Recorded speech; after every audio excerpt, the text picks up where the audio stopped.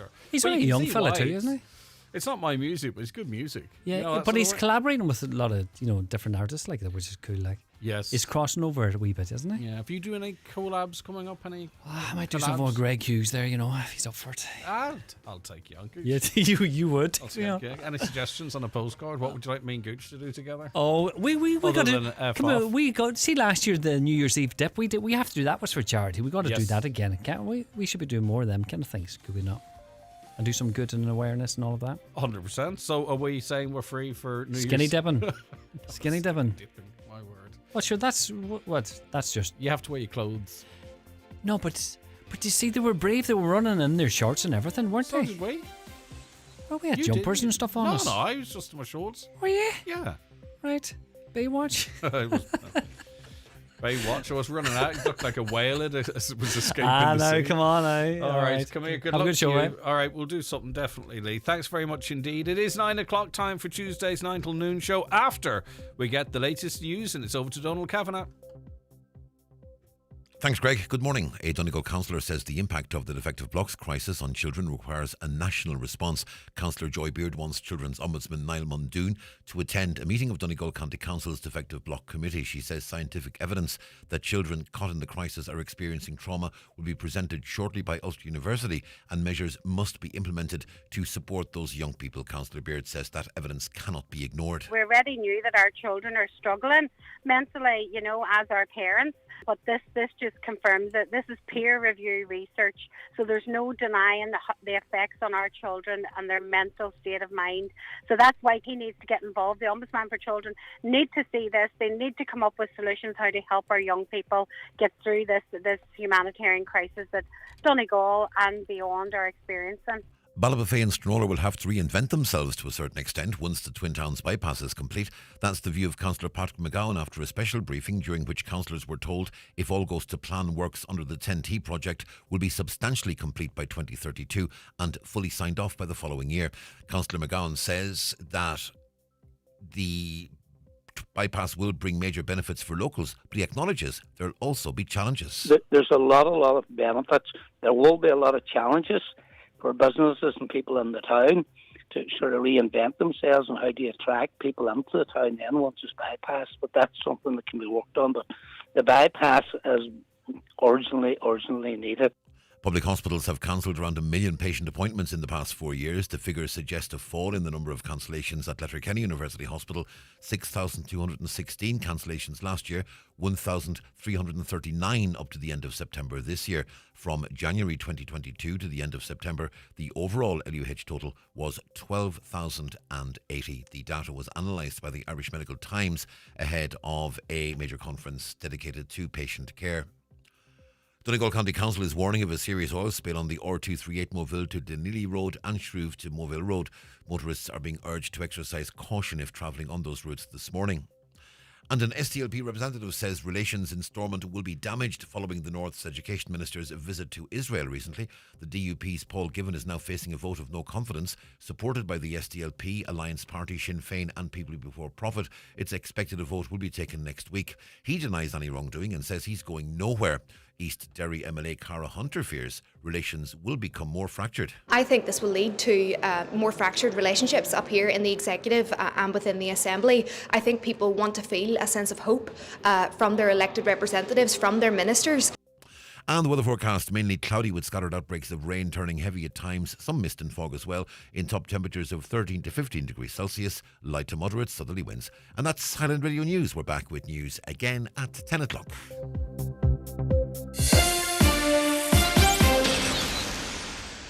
Us Irish like to think we know when something sounds too good to be true, like getting a quick and easy car insurance quote. Ah, come off it. Plus great value cover. You're joking. From a trusted provider. Ah, pull the other leg. And most of the time, we're right. But not this time. See for yourself at onpostinsurance.ie. Acceptance criteria, terms and conditions apply. One Direct Ireland Limited trading as An Post Insurance is regulated by the Central Bank of Ireland. One Direct Ireland Limited is a wholly owned subsidiary of An Post. Best price online. And now, it's time for the talk of the Northwest. The 9 to Noon Show with Greg Hughes on Highland Radio. Hello, good morning. 4 minutes past 9 on this Tuesday, the 4th of November 2025. And you're very welcome along to today's edition of the 9 till Noon Show. How you all keeping?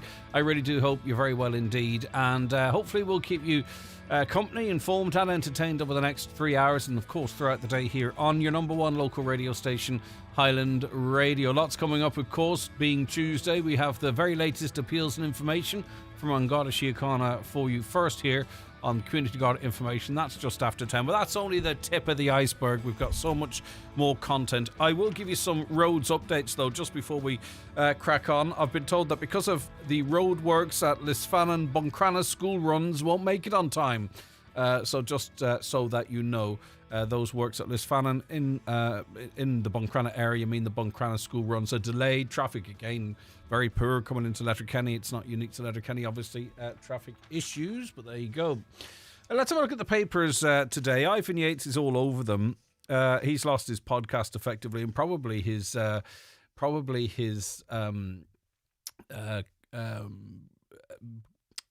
stand-in work. Sorry, I was trying to think of what the word is when you get someone to stand in for you who's doing quite a bit of stand-in work. He's going to lose that too, I imagine. But it's all over the papers today. It's in the Irish Daily Mail. Fianna Fáil has confirmed it hired broadcaster Ivan Yates to train its presidential candidate Jim Gavin for interviews and debates, but said he did not provide campaign advice. Mr. Yates provided 4 hours of interview and debate training to the party's Irish nominee, who was forced to withdraw from the race after it was revealed he'd withheld money from a former tenant.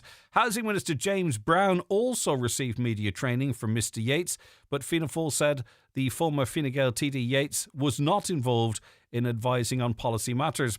The party said yesterday it had for many years used the services of media skills consultants and worked with a number of providers, all on an ad hoc basis. It added the training Mr. Yates provided was focused on the practicalities of in-studio interviews and was centred on preparation for 2 specific programmes. Mr. Yates provided 2 sessions in the early stages of the campaign between September 23rd and 29, but did not give any campaign advice, nor was he involved in the campaign team. It said there was no further training or intervention provided after September 28th. He also provided media training to Taoiseach Micheál Martin ahead of the general election, believe it or not. So he was very active with Fianna Fáil. And at the same time, he was presenting news programmes. He had his Path to Power podcast. But also, if you remember, he said that he was offering free advice to Fine Gael.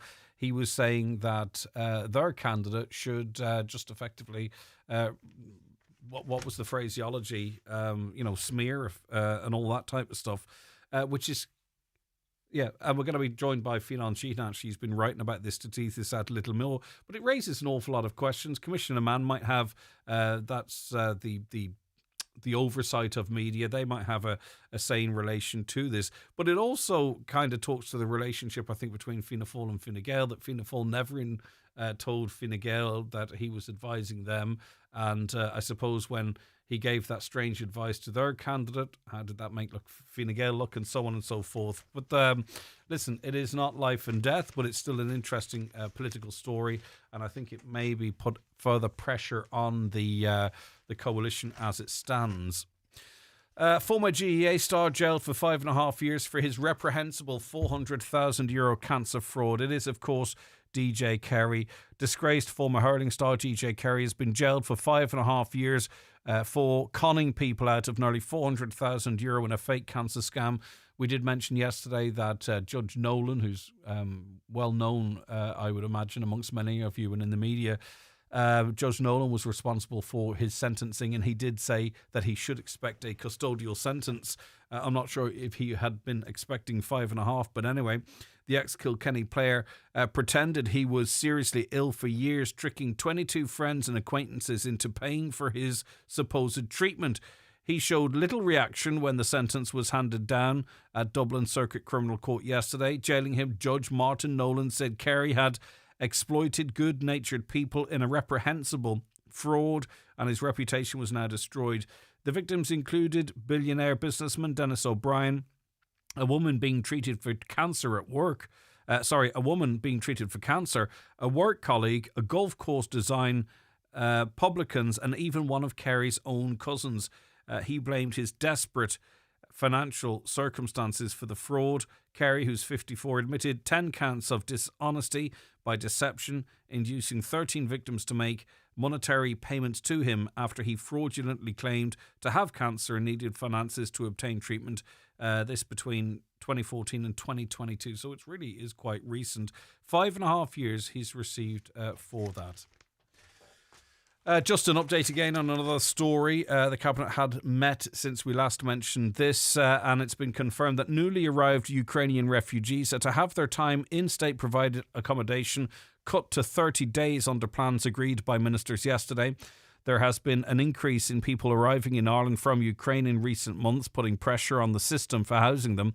A Cabinet Committee meeting on migration agreed to cut the number of days that the state offers new arrivals from Ukraine from 90 days to 30 days. So what they're trying to do, I presume, is introduce measures that make it less attractive to come to Ireland. There's no doubt that in certain parts of Ukraine there is a war raging. And, you know, a lot of people say, right, I want to get my kids out of here. You never know when a drone's coming. But there are also, you know, large swathes of Ukraine that people get on with everyday life, as you can see in the press. So I suppose a measure like this is to perhaps accommodate those that feel genuinely under threat and need to get out, and not those that might make a decision based on a better life in another country compared to another, this at the expense of the taxpayer. So I presume that's what they are doing. And interesting, actually, too, this is kind of in the same space, but anytime there's a major incident involving refugees, it almost seems that there's another deportation. And there was a deportation in the early hours of this morning. Gardaí National Immigration Bureau of An Garda Síochána carried out operation removing individuals from the state. The operation resulted in the removal of 52 individuals, 35 males, 10 females and 7 children. The children removed were part of family groups. All individuals removed on a chartered flight which left Dublin Airport yesterday evening, Monday the 3rd of November 2025. And of course, the cameras were on site for that, and there are photos available on Garda Síochána's Facebook pages in relation to that as well. So every time there's a big headline, there seems to be another deportation. It's probably a timing coincidence. In the Star this morning, a man was in the dock yesterday over a social media post allegedly containing false claims on asylum seekers from an IPAS centre, exposing himself on a bus to a teen girl. So this is a story that you might have seen circulated on social media, and also want to read this out because, you know, people think you can post whatever you like on social media and there's no consequences, but that is simply not the case. Kirk Loco, 44, of Weaveley Meadow in County Wicklow, appeared at Bray District Court over distributing or publishing a threatening or grossly offensive communication about an individual known only as MM with intent to cause harm. Garda Emma Jane Doyle gave evidence of arresting Loco at his home at 7:05 yesterday morning and said he made no reply to the charge after being cautioned. She confirmed to Judge David Kennedy that Gardaí had no objection to bail, but said Gardaí was seeking to impose bail conditions that the accused keep away from IPAS centres and not attend protests or demos. And as you can imagine, his name is Kirk Loco, and posters on social media have made full use of his surname in banging out their opinions in relation to that. In the Irish Daily Mirror this morning, the government has been slammed for a shocking oversight by the opposition as Coast Guard helicopter crews say conditions have worsened since the Rescue 116 tragedy.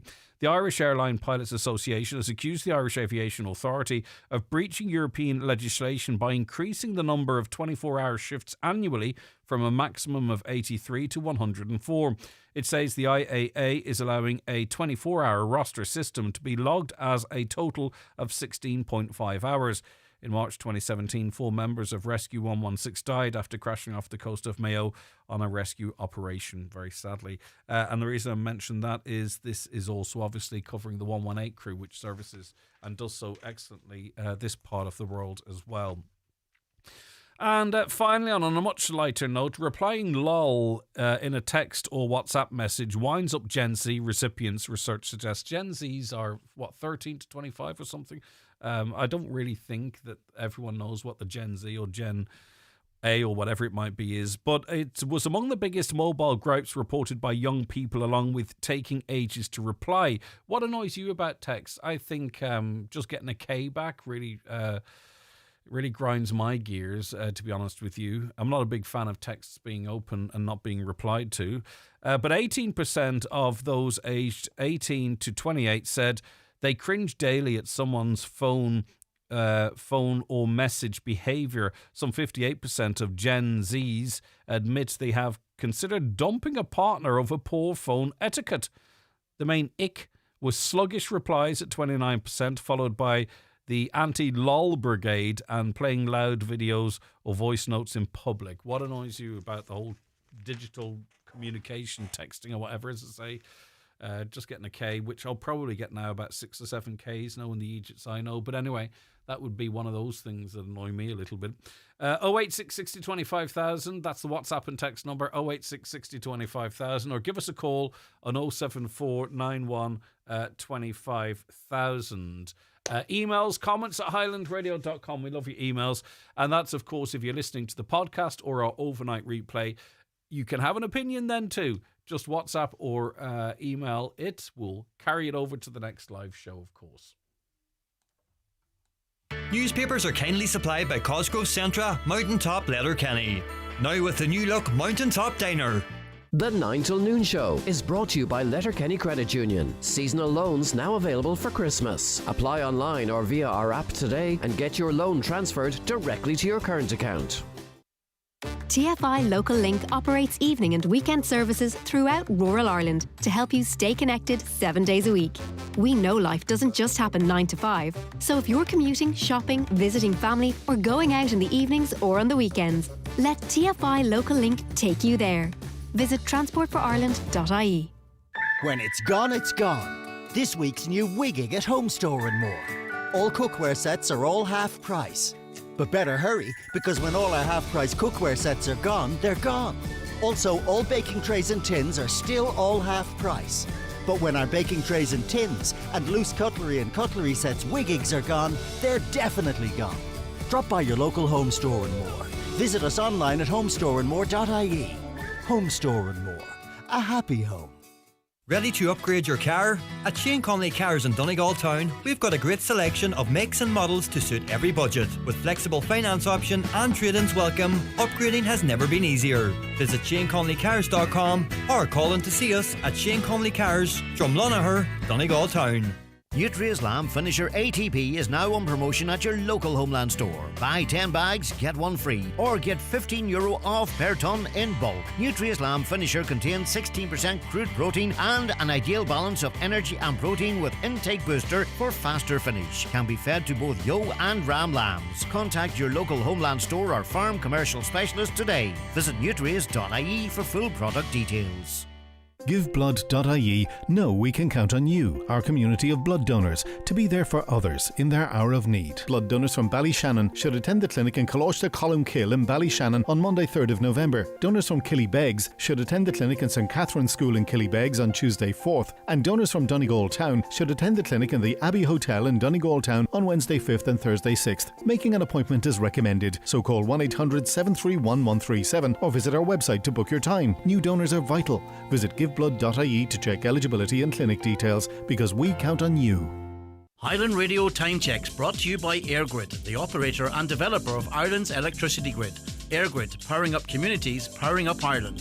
The time now is 18 minutes past 9. I'm joined on the programme by editor of the Irish Independent, Fionnán Sheehan. Fionnán, thanks so much for your time today. I really do appreciate it. Hi, Greg. Right, so at a weekly meeting, it's all going good, thank you. At a weekly meeting of Fianna Fáil policy and press advisors last year, an offer of media training for ministers with Ivan Yates was thrown out, we're told, in passing. Many took it up, and in fact, a spokesperson for Taoiseach Micheál Martin has said the Fianna Fáil leader himself met broadcaster Ivan Yates last November for a 1-hour media session in the run-up to the general election. So what's the significance, Fionnán, of this story, do you think? Yeah, I suppose the point is that if you just take that aspect of it, Ivan Yates was coaching, advising, training, teaching, whatever you want to call it, with Micheál Martin in the general election campaign. Presumably, it was for a major interview he was doing, or one of the leaders' debates that was on. The point is that Ivan Yates was then going on national broadcasters and podcasts and radio shows and TV and commenting upon that election campaign and how it was progressing, perhaps even those very debates or interviews, and how politicians were performing. So he was doing that without telling the audience, by the way, I'm advising Micheál Martin on how to conduct himself in these media performances, and other senior figures in Fianna Fáil is as the same. I heard your own Pierce Doherty on Afvajan on Radio na Gaeltachta yesterday, and he was referring to an appearance by Ivan Yates on RTE in that very period, and was just saying, like, isn't that's just a bit strange that you had someone on commentating and also coaching at the same time. So it is that conflict of interest. There's no problem with Ivan Yates being a media trainer, someone who's involved in the public relations business or whatever the case may be. But also when he's a commentator, he has to declare that, because you're misleading the audience by not telling them, by the way, I have skin in the game here. By the way, Micheál Martin was very good in that debate last night, and I should know I coached him. So, that would have offered some insight into why the Taoiseach said certain things or made certain gestures or whatever guidance he was given by Ivan Yates, media coach. But it wasn't declared. Now, what we've seen since the weekend is Fianna Fáil tried to stonewall this situation. Basically, when I went to them last week and asked them, Ivan Yates was working for you, what was he doing on the presidential election campaign? They wouldn't give an answer. They came back with some bogus response about, we don't divulge any details about any contractors or suppliers. That position wasn't sustainable by yesterday, 5 days later, when they had to cave in and they had to provide answers to legitimate questions like that. And it now turns out that not only was Ivan Yates advising and coaching Jim Gavin in the presidential election campaign, but he was also working on the general election campaign for Fianna Fáil. He was also working on the European election campaign for Fianna Fáil. And in between, he's been coaching ministers on various different media appearances that they were doing. And none of this was ever divulged to the public. The answer from Fianna Fáil ministers yesterday was, oh no, this wasn't our responsibility, it was Ivan Yates' responsibility. The answer back is, yeah, but you were aware of it. You knew that Ivan Yates was out there in the public domain commentating on politics while also working for one particular party. This, the great omission here was obviously during the presidential election campaign, where Ivan Yates was basically being accused of offering advice to Fine Gael to go after Catherine Connolly with a negative campaign, smear the BJs out of her, as he said. And the accusation, quite justifiably, came back from the Catherine Connolly campaign and said, this guy is a former Fine Gael minister. This guy has got connections to Fine Gael, therefore they're listening to him. He must be part of their sphere of influence. So that is why they're going down this route and attacking Catherine Connolly. Fine Gael were saying, Ivan Yates has nothing to do with us. In fact, all along, not only has Ivan Yates had nothing to do with them, but he was actually working for Fianna Fáil. But people in Fianna Fáil decided to say nothing. So the public was misled there, one way or another, whether it was by Fianna Fáil or by Ivan Yates, because we were not told that a prominent commentator who was going on the national airwaves was actually working for one particular campaign. Yeah, so, and in the presidential campaign, he was working for Fianna Fáil and has worked with them quite extensively, as you've just outlined, and also giving free advice, effectively, to Fine Gael, smear the bejesus out of Catherine. Well, unsolicited. I mean, it wasn't even free advice. Yeah, unsolicited, of course. They weren't asking Ivan Yates for his advice. In fact, people in Fine Gael were saying back on, we don't listen to that Ivan Yates has to say.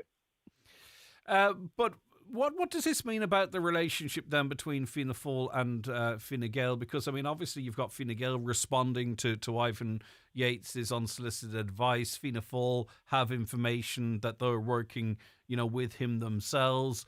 And eventually it'll all come out, and it just sort of maybe potentially could be seen as a coalition that just doesn't talk to each other about certain matters.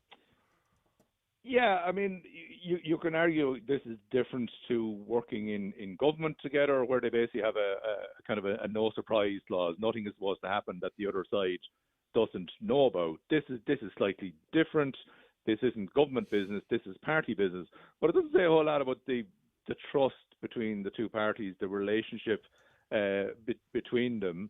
As we know, by that stage of the presidential election campaign, Jim Gavin was out of the race. Heather Humphreys was still in the race.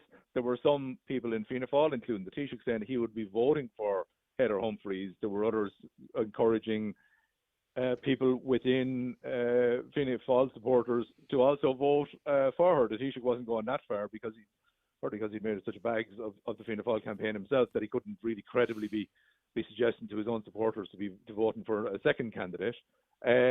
So the difficulty was that Fine Gael are basically saying this put Heather Humphreys on the back foot. This purported advice from Ivan Yates that people in the Catherine Connolly campaign were saying that Fine Gael had solicited and had taken on board, that it had nothing to do with them, that Fianna Fáil could have come out and clarified the situation, and they just sat back and said nothing. Now, look, that's expecting a party to be Boy Scouts here.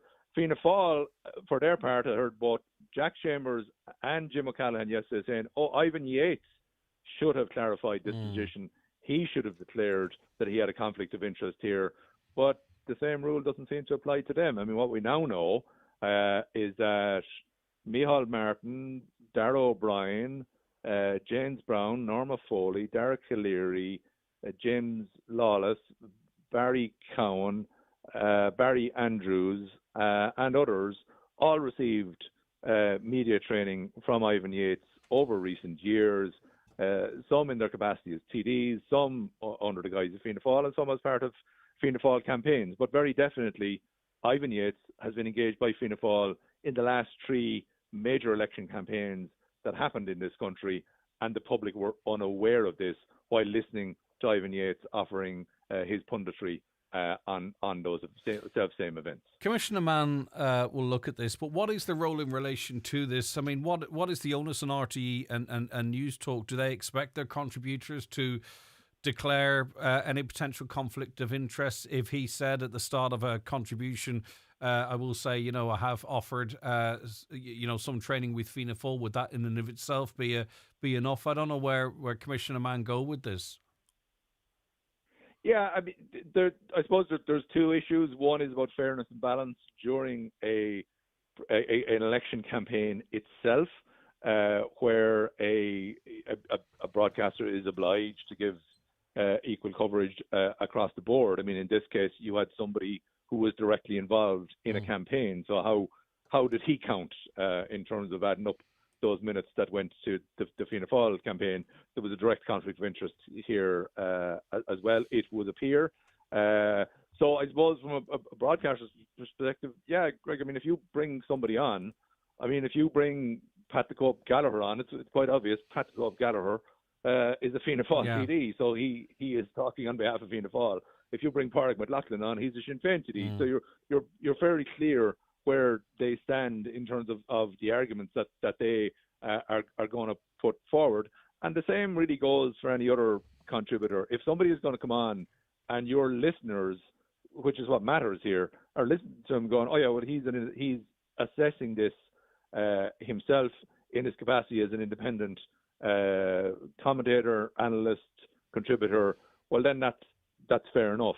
But if somebody is actually on the payroll of one of the campaigns, well, then that's a different matter, and the public are entitled to know that. They can still listen and take on board this person's views, but they are getting a full picture of where this person is coming from. Yeah, and just finally, it's obvious Fianna Fáil have a huge communications department, but still at times feel the need to go outside of that.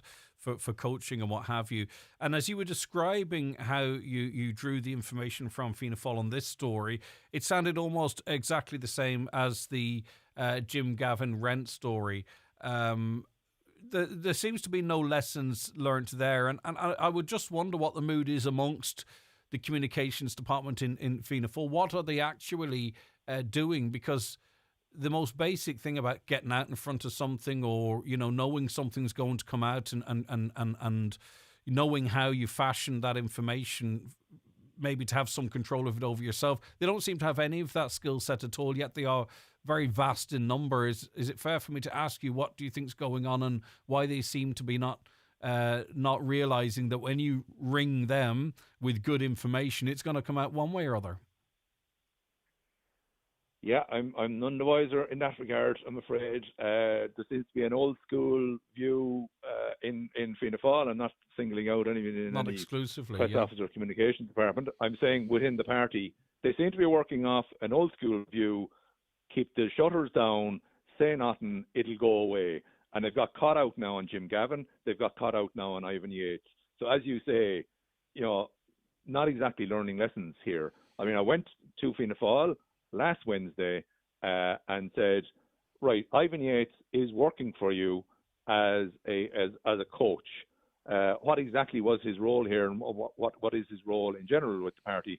And all I got back was this nondescript response about, we don't talk about any person who works for us. It was a pathetic answer, and as the story flared up, then they got caught out. It also didn't prevent the story being running. I mean, if that's some sort of tactic that they're running here in the hope that if they stonewall, that'll kill off a story. But it didn't work. It didn't work with Jim Gavin, where likewise they issued a completely misleading statement about Jim Gavin's engagement with a tenant. It's all very well blaming Jim Gavin for that one, and in this case blaming Ivan Yates for this one.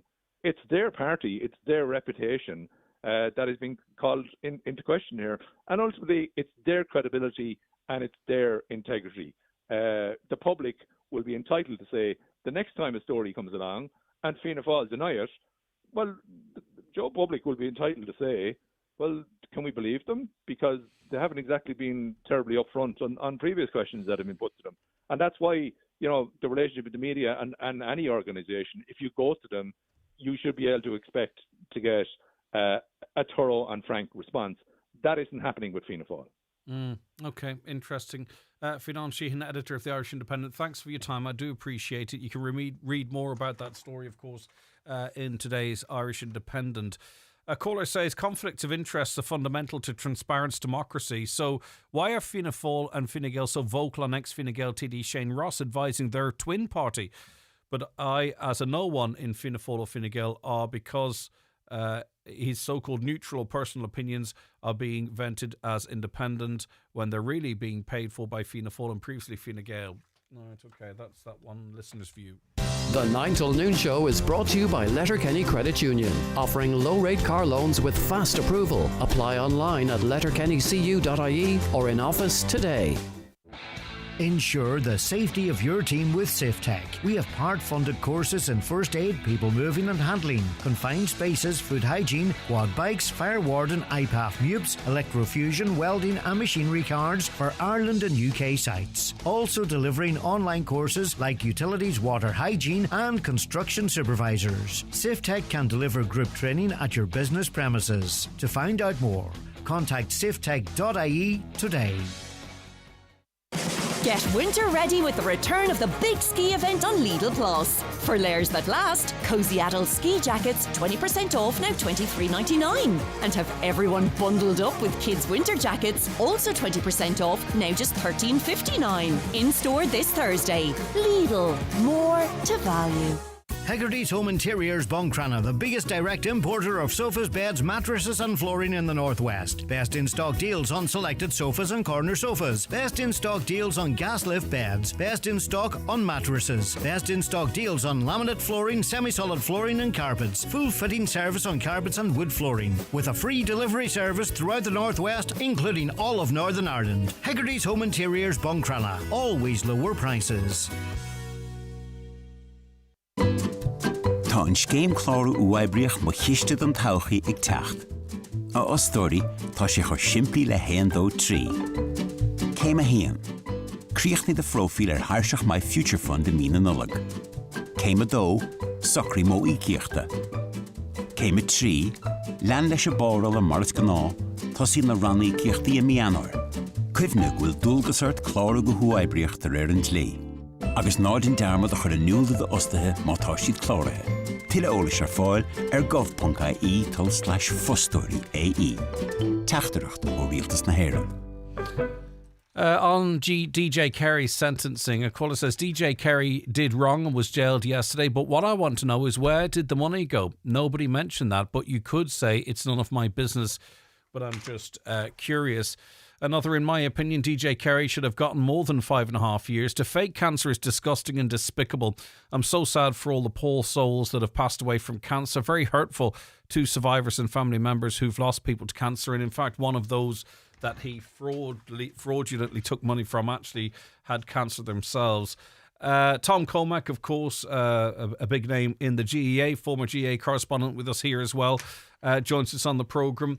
Tom, it's one of those, isn't it? Because there's a sporting reaction, there's a human reaction, and, you know, it's a complicated one. Or maybe it's not. Maybe it's very clear for you. What's your reaction to 5.5 years for his actions? Well, I think the sentence is immaterial at this stage. Maybe, funny, I was just thinking on Sunday night, like, and I came up with the figure of 5-6 years. So maybe I should have been a judge instead of a GA correspondent. But besides that, look, I think the sentence is one thing. What he did was reprehensible, as the judge said on Monday at Monday's trial or Monday's sentencing. It was reprehensible to betray the trust of people that he knew, friends, relations, people that he met, acquaintances or whatever, and the lengths he went to them to get the money.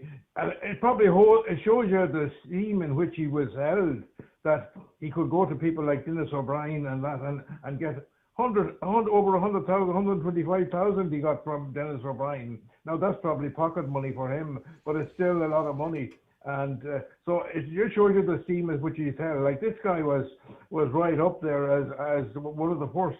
I was reading somewhere about him the other day. He was one of the first superstars of hurling. Like, you know, I grew up in an era in the 60s when we were hearing of the greats of Mick Mackey and of Christy Ring, and obviously Jimmy Barry Murphy came along in the 70s and Eddie Keir in the 60s.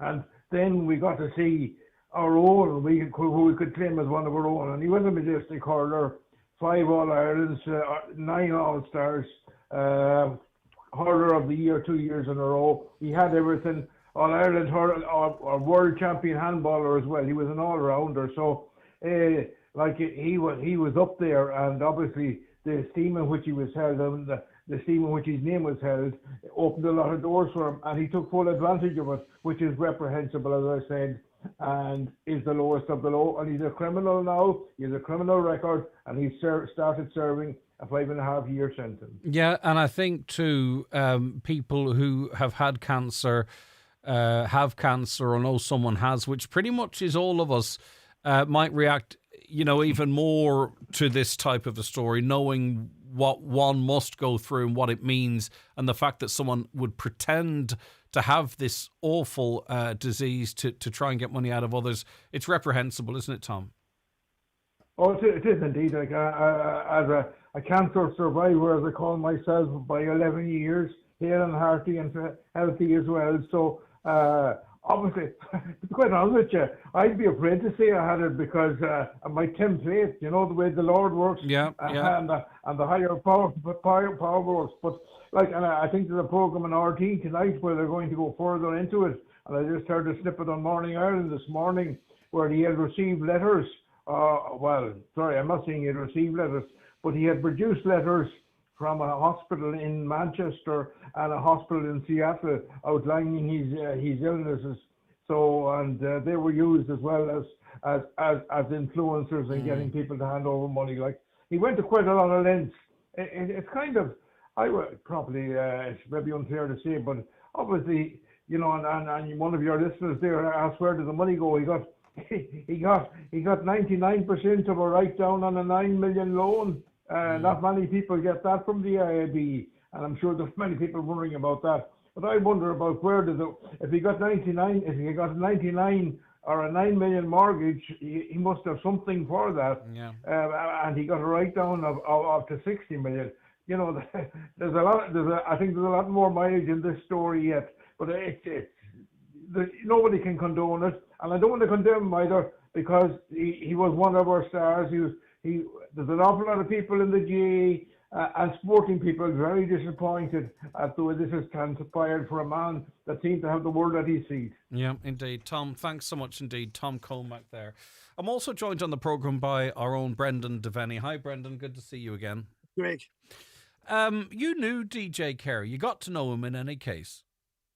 Yeah, I suppose coming at it from a different angle there. And listen, Tom's 100% right. He described it well about everything that he won, everything he was as a man. But Greg, I met him about 14 years ago at a dinner in Crow Park, and because I grew up, my mother's from Galway, East Galway, big hurling family. My first 5 times at Crow Park was for hurling matches, All Ireland semi-finals and finals, just to push you over the turnstile. And we grew up, I even played a wee bit for Bert as a lad, because all my sisters would have played camogie with Donegal, but hurling was always something we were always very interested and keen in. So that's the first time I'd met DJ face to face, and I just went over and just wanted to basically say hello to him. We ended up sitting talking for about, I don't know, maybe 45, 50 minutes, and one of the nicest people I've ever met. Honest to God, Greg, and I know, listen, putting aside everything that's happened, and it's absolutely, horrible the way he's deluded people and stole money and that, but taking that aside, just from what I met and what I knew of him, he was such a charming, maybe that's part of the reason he was able to get that money. And I don't mean that from some kind of con man way. I just mean when you met him, he just seemed like such a nice person. And I think between business dealings going wrong, and this looks like everything, Greg, like an addiction, right? And I've talked to loads of people in Kilkenny and rung up. I said, where is it? What's going wrong here? He never drank, he never smoked.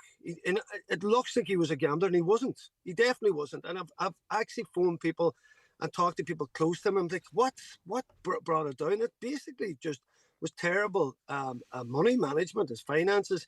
And I think at the point, Greg, where he set up his own catering supplies business, and I seen him interviewed on TV. He seemed quite a smart businessman. He was well clued in. It wasn't just, I'm DJ Carey the hurler, buy something from me. And I think when he got to that point where he dated that woman from Dragon's Den, I remember reading a story about him. He was out she had a chateau in the Swiss Alps, and I think he went into another world, Greg, which whenever they split up and whenever some businesses went wrong, he was robbing Peter to pay Paul. Maybe he got some money off some bad people that put pressure on him because, and I don't want to, because I got on well with him, he phoned me a couple of times in that, and I could hear the desperation in his voice. Well, talk to me a little bit about that, as much as you are comfortable in divulging. Yeah, so he called you, saying, listen, I'm in dire straits here. Aye, yeah, he was under pressure and he was looking for money, and not to get money I could give him, Greg. But did he ask you for money? Did he say if you any... He didn't know, Greg, because he would have known fine, right, like anybody else. You can't take the knickers off a bare ass. I'm not, I wish I was hoarding some cash, Greg, but no. He basically was asking, and again, Greg, and I don't want to be, because I had great time for the man, but he was just asking, was there any big GA people out there that, could help him? At that point, though, was he saying, could they help me with business, or was he claiming at that point that he was sick? No, it was just he was looking for some financial help. Yeah. This was about maybe 4 years ago, 5 years ago, something like that. So he would phone up. You see, I had him on the show and everything. Greg, I had him on the show in lockdown, did a live story with him. I mean, when you look at some of the things that he's done, like he took the Kilkenny minor footballers a few years ago and put a shape on them and made them a team because, football just wasn't a thing in Kilkenny. And there's a famous story about him going down to speak to the opposition team after the match and the effect that he had on him and that. And that's why, Greg, listen, Tom said there he had the world at his feet, not only just because of the sports, but he looked like he had so much as a human being. Yet here we are talking about going to jail. But was for 5 he years trying to? Yeah, but we talk about the difficulties of superstars and stars of the game retiring. Was he trying to recreate that buzz, that profile through business, and maybe didn't quite have the business acumen that he needed for that? Yeah, and I guess in Ireland, like, there's only certain levels. I think here, I think sometimes because he was away off, he was in that world of kind of multi-millionaires. You know, I know he was living down in a golf course for a long time in a wee house down there, and people were looking after him, and maybe he probably got into a very false sense of living, Greg, and got into maybe a very false world that he then tried to keep propping up. And I think that's the only reason, because everything on this points to an addiction, and it wasn't that. It just was. Yeah. I think he got into a false way of going, and now he's paying the ultimate price. It is, and I think there might be a similarity here between myself and yourself. And correct me if I'm wrong. Sometimes I'm accused on this program of, being too forgiving, or thinking with my heart instead of my head. But we've all gone through the mill. We've all had really, really tough times. But to pretend you've got cancer and to try and take money off a woman, or take money off a woman with cancer and those around you as well, it's unforgivable, really. And you're gonna have to serve time for that type of activity to be taking this.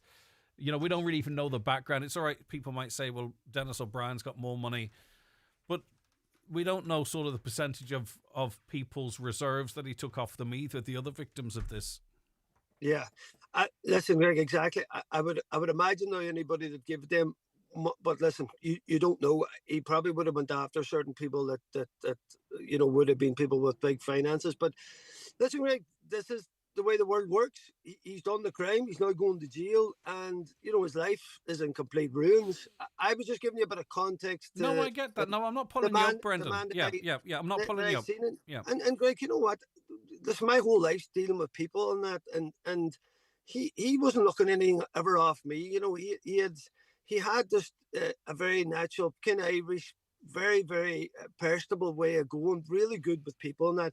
He obviously just went down a terrible, dark path, Greg. And listen, it's not now. Listen, the sentence has been passed. He's lost his freedom, and he's lost any kind of, I suppose, from the sports star there was. He's ruined everything that he's ever done. So that'll be a lonely place in that jail cell now, Greg. And listen, that's what he has to deal with. Like we do have a system whereby if we do wrong, and lots of people do wrong things on different levels, that you pay your debt to society, and that's supposed to be some level of rehabilitation. And if he hooks up with the right people after his sentence, which will probably be 2.5, 3 years, there is a possibility for him to rebuild something back. We've seen it before, so who's to say?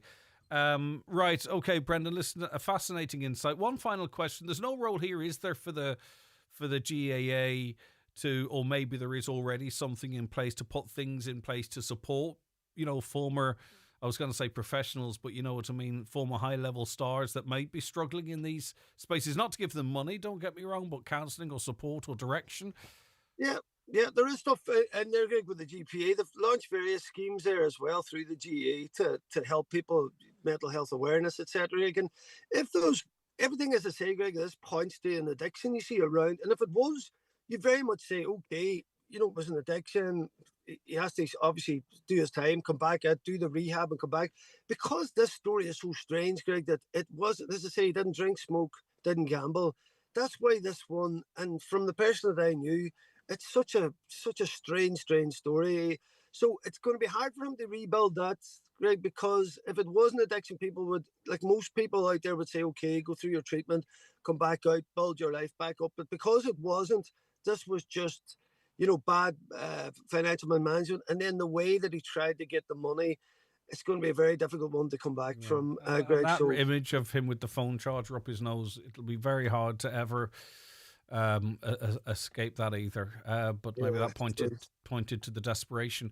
Okay, listen, Brendan, thanks as always. Look after yourself. Brendan Devaney there. What's your views? 08660 25,000. It's but certainly Brendan isn't, and I'm not. I hope I'm not excusing anyone's actions. A caller says, yes, Tom mentioned another scandal attached to DJ Kerry getting his €9 million bank debt reduced to 60,000. Where's justice there? Where are the poor people that the bank dumped out of their homes? Scandalous Then bank people should be jailed along with them. And I've talked about this before, slipping into a bit of credit card debt during the crash. There was no breaks, there was no deals, there was no nothing. Every single shilling plus interest had to be paid back, and is still effectively, if the truth be told, being paid back.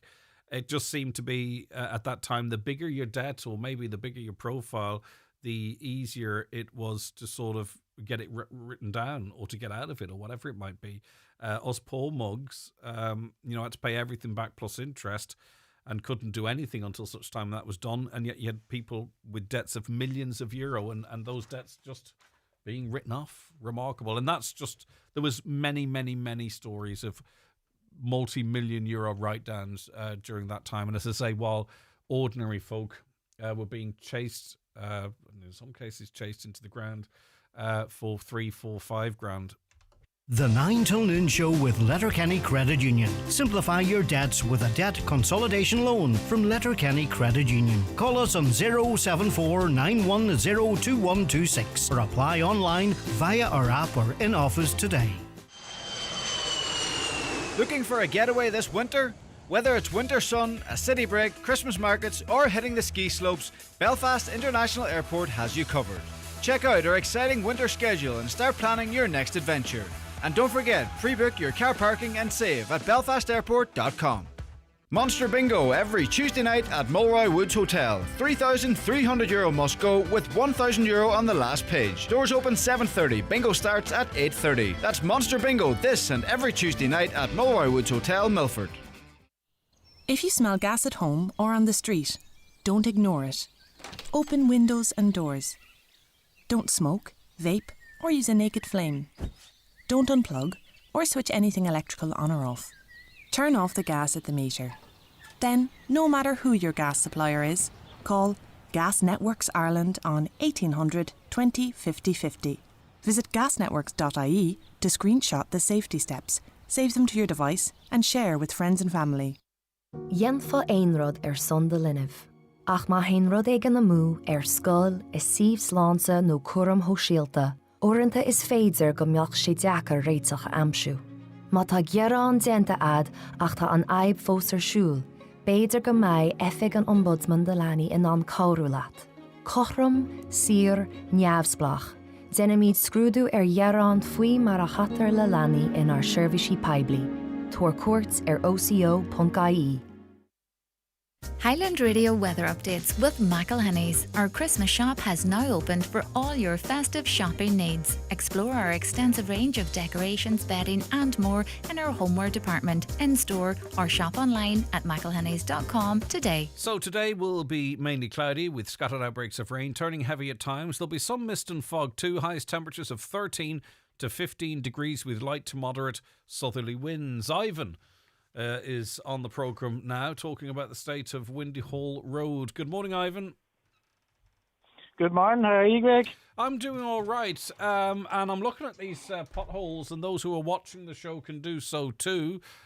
Pretty nasty ones, right on the edge of the road, some encroaching into the road. What's going on here? Yeah. We were going down the road last night and bursted a car tyre on them. And how long has that been an issue there, Ivan? That's going on for months. And they're still not fixed. And is it just the tyre? I wonder what you did. Your alignment and your rims are like. I'm not sure. I need to go and get them checked out. Yeah. And who did you contact to complain about these potholes, Ivan? I'm just ringing onto you there this morning, but I'll have to ring the council. Yeah, definitely. And I presume you're going to have to also explore whether or not you can make a claim against the council in terms of the repair of your tyre and what other damage there might be. I'll probably have to. Yeah, all right, okay. Is it just this stretch that you sent the pictures on, or are there more potholes on that stretch of road, Ivan? It was bad the way up the road too. I thought they were going to resurface that road when it was closed, but they didn't do it. All right, okay. There's some nasty. It was closed all day and they never done nothing.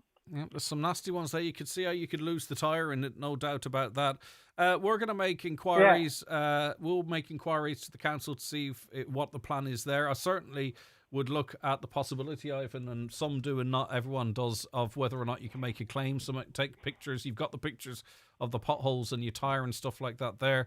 Hundreds of people successfully claim against the council every year for damage to their wheels. You should see if you're entitled.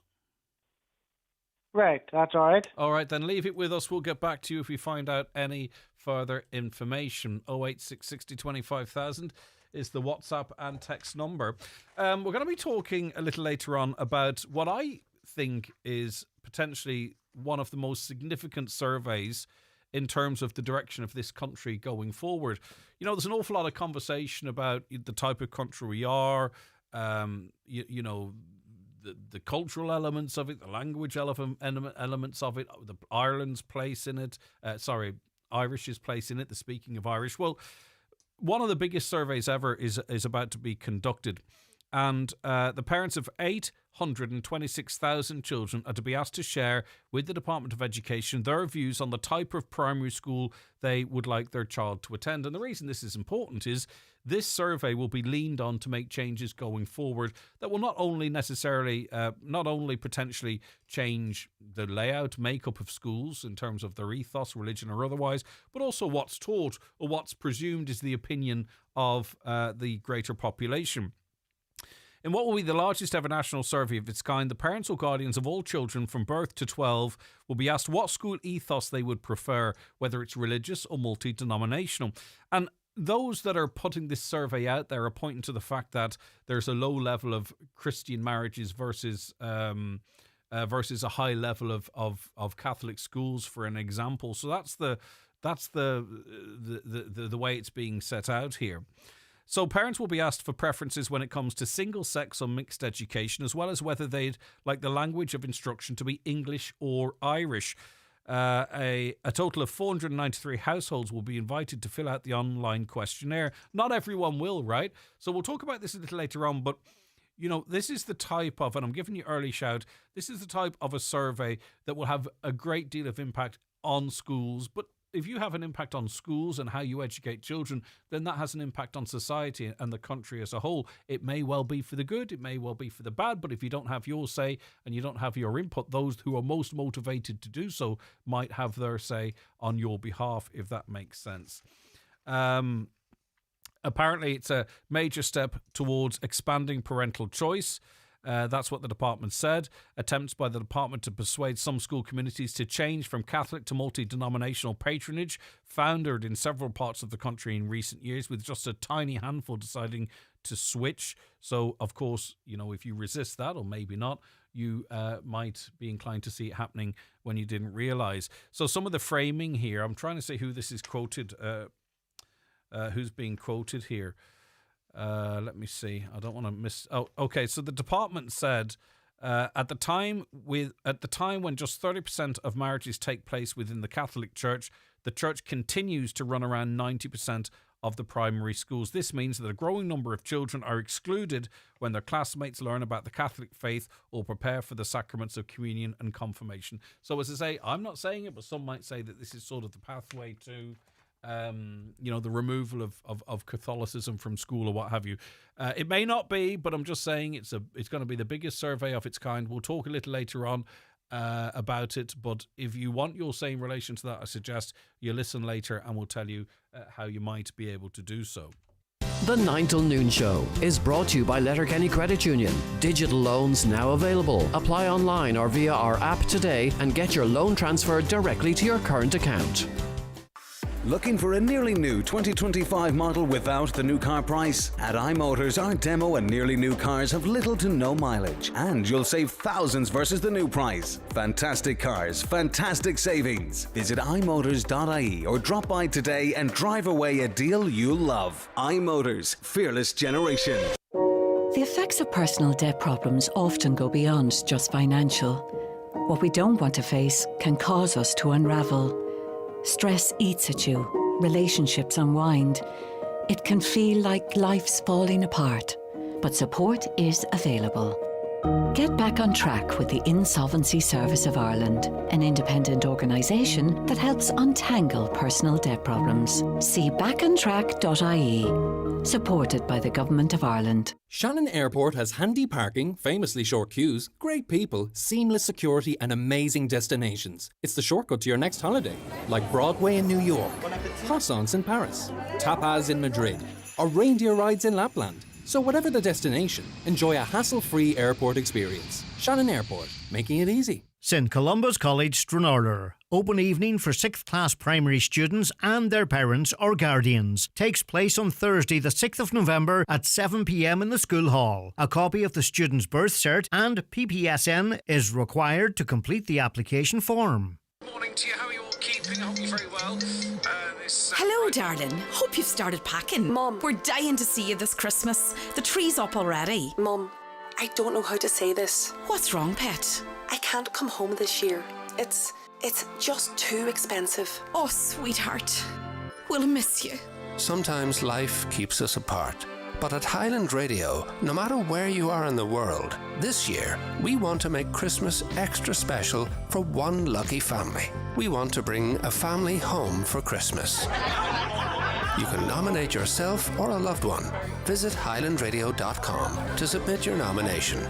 Let's bring families together this Christmas. Live, on air, online and on the Highland Radio app. This is Highland Radio News. Good morning, it's 10 o'clock. Donald Kavanagh at the news desk. A Donegal councillor says the impact of the defective blocks crisis on children requires a national response. Councillor Joy Beard wants the Children's Ombudsman to attend a meeting of Donegal County Council's defective block committee.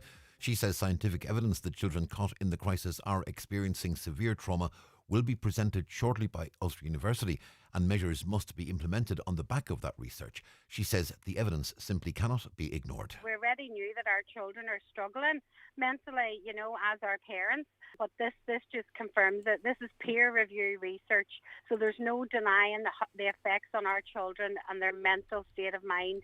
So that's why he needs to get involved. The Ombudsman for Children need to see this. They need to come up with solutions how to help our young people get through this humanitarian crisis that Donegal and beyond are experiencing.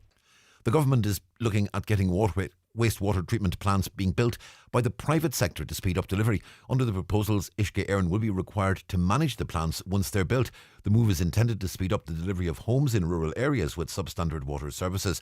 Paul Davis, a lecturer in public procurement at DCU, however, does have some concerns. How are we going to ensure the standardisation? How are we going to ensure that the long-term costs don't increase? And how are we going to ensure that we have proper handover?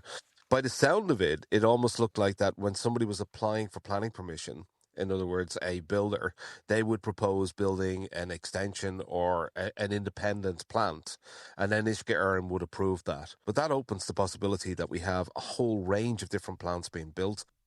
Public hospitals have cancelled around 1 million patient appointments in the past 4 years. Figures published today suggest a fall in the number of cancellations at Letterkenny University Hospital, with 6,216 last year and 1,339 up to the end of September this year. From January 2022 until the end of September in total, the overall Letterkenny University Hospital figure was 12,080. The data was analysed by the Irish Medical Times ahead of a conference dedicated to patient care. Donegal County Council is warning of a serious oil spill this morning on the R238 Moville to Glenealy Road and also the Struve to Moville Road. Motorists on those two stretches are being urged to exercise caution. An SDLP representative says relations in Stormont will be damaged following the North's Education Minister's recent visit to Israel. The DUP's Paul Given is now facing a vote of no confidence next week in the Assembly, supported by the SDLP, Alliance, Sinn Féin and People Before Profit. He denies any wrongdoing and says he's going nowhere. East Derry MLA Cara Hunter fears relations will become even more fractured. I think this will lead to more fractured relationships up here in the executive and within the Assembly. I think people want to feel a sense of hope from their elected representatives, from their ministers. The Criminal Assets Bureau returned €17 million to the state last year. The CAB also seized 20 homes which were the proceeds of crime. Houses were seized in a number of counties, including Donegal, Dublin, Cavan and Monaghan. With more, here's Tara Duggan. The Justice Minister will present the latest annual report from CAB at the Cabinet meeting today. It contains details of 20 homes seized by the agency last year, the highest number ever in a single year. Among them was the former home in Saggart in Dublin of Daniel Kinahan. It was sold at auction for over €930,000, the highest figure achieved for any confiscated asset to date. According to The Independent, €17 million was returned to the state by CAB in 2024, €5 million from property sales, €13 million from revenue and around €500,000 from social welfare. And the Taoiseach says reducing state accommodation for those fleeing the war in Ukraine is balanced and pragmatic. Those coming here will now spend 30 days in state accommodation as opposed to 90. Asylum seekers with jobs will also be asked to pay a contribution toward their living costs. Simon Harris says there's only so much that Ireland can do. I think communities across the country have welcomed people from Ukraine. They're making a very fine contribution to our country and we stand with Ukraine. But we've also seen a very significant increase in the number of people coming from Ukraine. There is a limit to what this country can do. And therefore you have to respond with pragmatism. And instead of saying we can provide people with accommodation for 90 days but then leave other people with no accommodation, we need to put a 30-day rule in place. I think it's a balanced approach.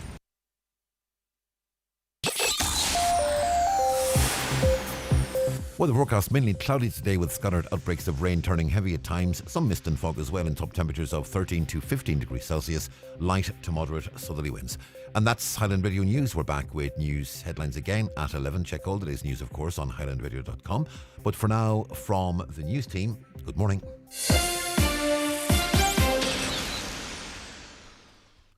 The obituary notices for this Tuesday morning, the 4th of November.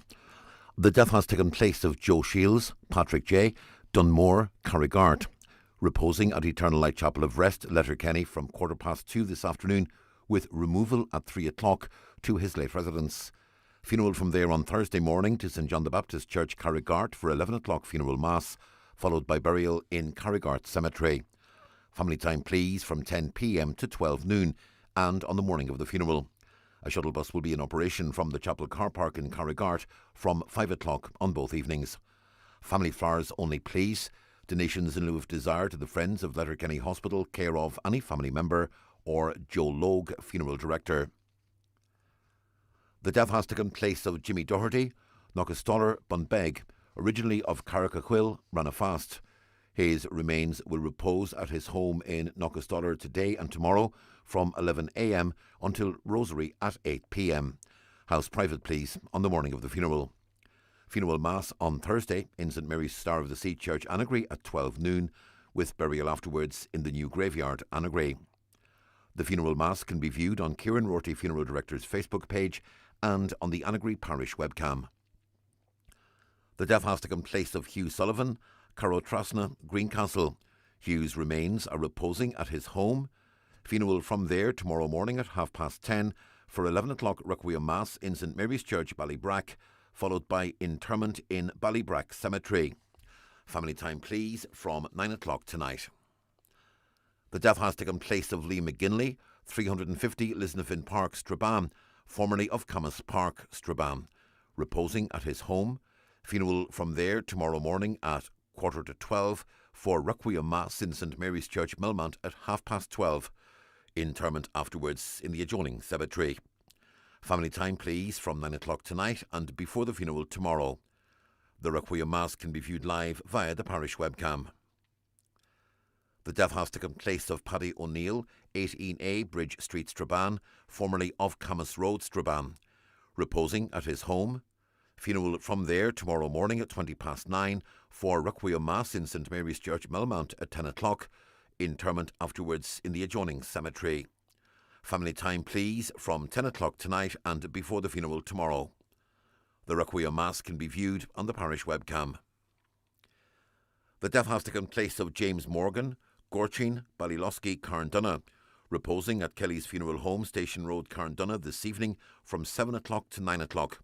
Removal from there tomorrow morning at 10:20, going to St Mary's Church, Buchan Culdaff, for 11 o'clock Requiem Mass, followed by burial in the adjoining graveyard. The Requiem Mass can be viewed live on the parish webcam. And the death has taken place of James Call, Drimnacari, Creasla. House strictly private, please, family only. Funeral Mass in St Columba's Church, Termon, tomorrow morning at 11, with burial afterwards in the adjoining graveyard. Funeral Mass can be viewed live on churchservices.tv. For family information and more details regarding wakes and funerals, please go to highlandradio.com.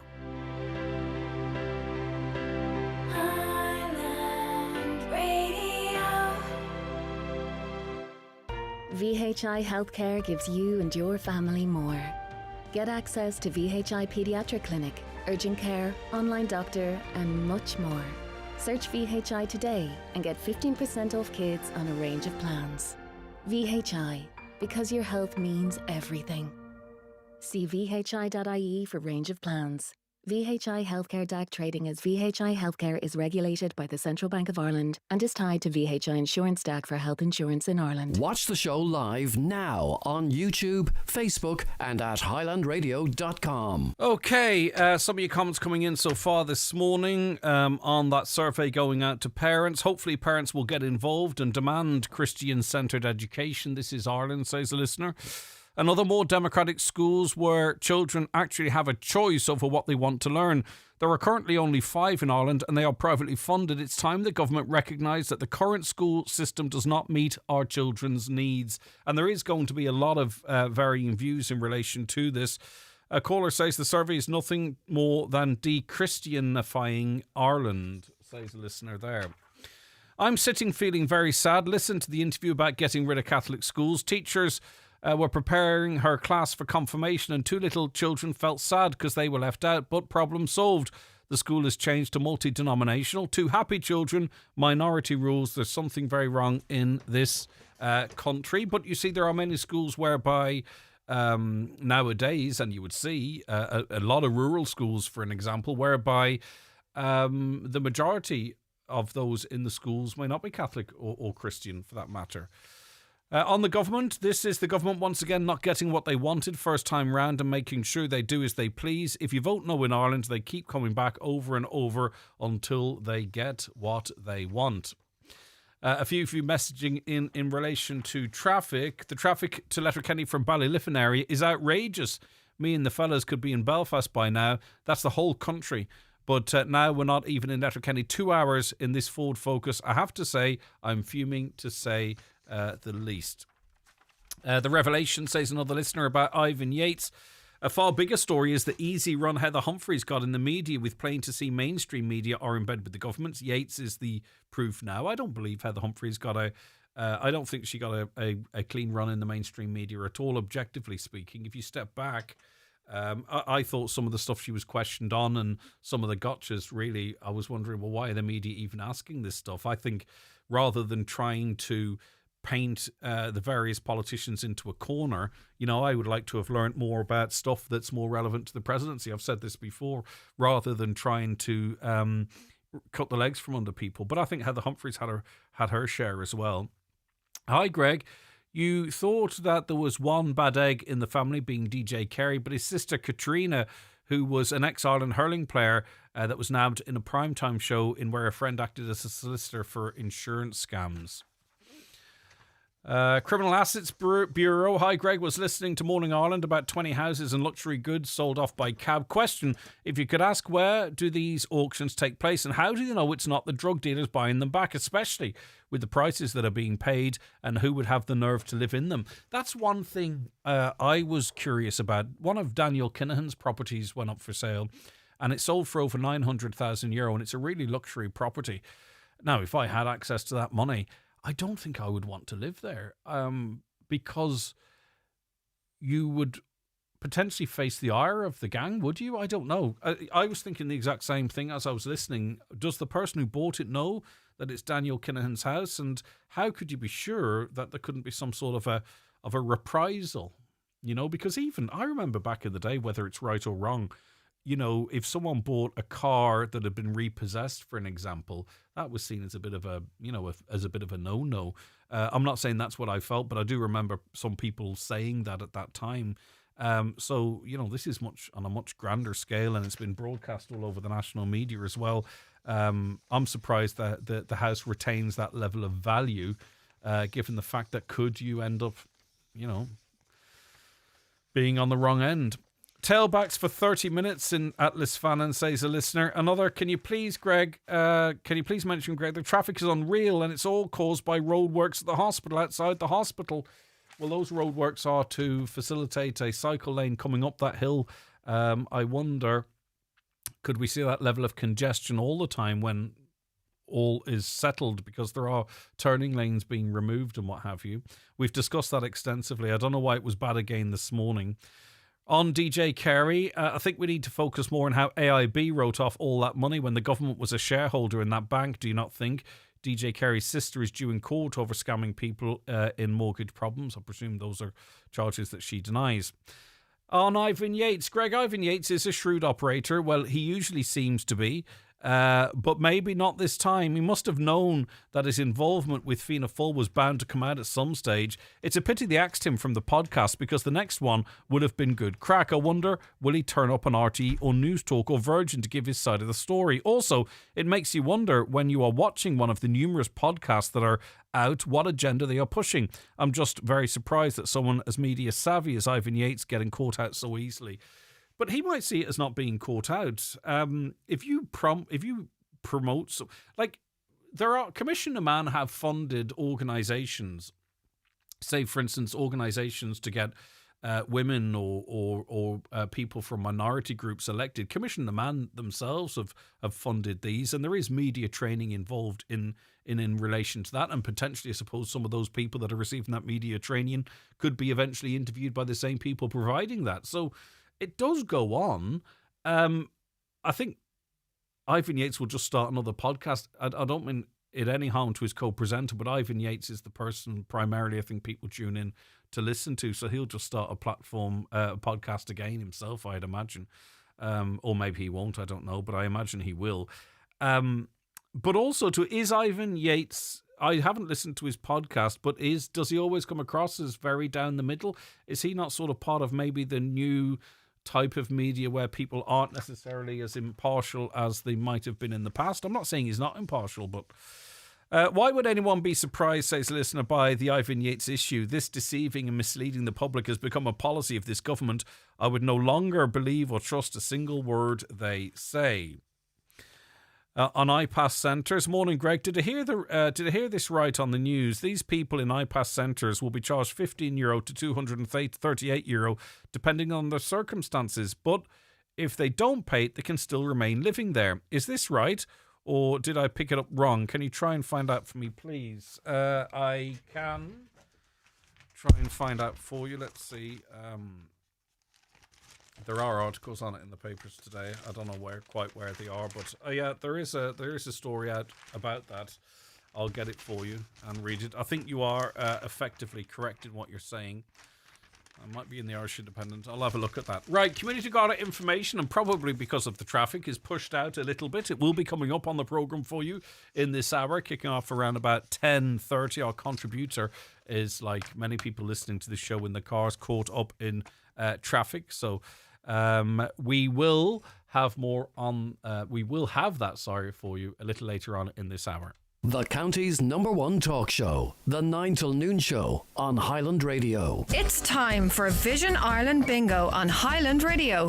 It's Tuesday the 4th of November. You're playing on the brown sheet for the daily prize of €400. The reference number is S2. It's game number 45. The numbers are 18, 48, 68, 64, 39, 11, 81, 24, 23, and finally 28.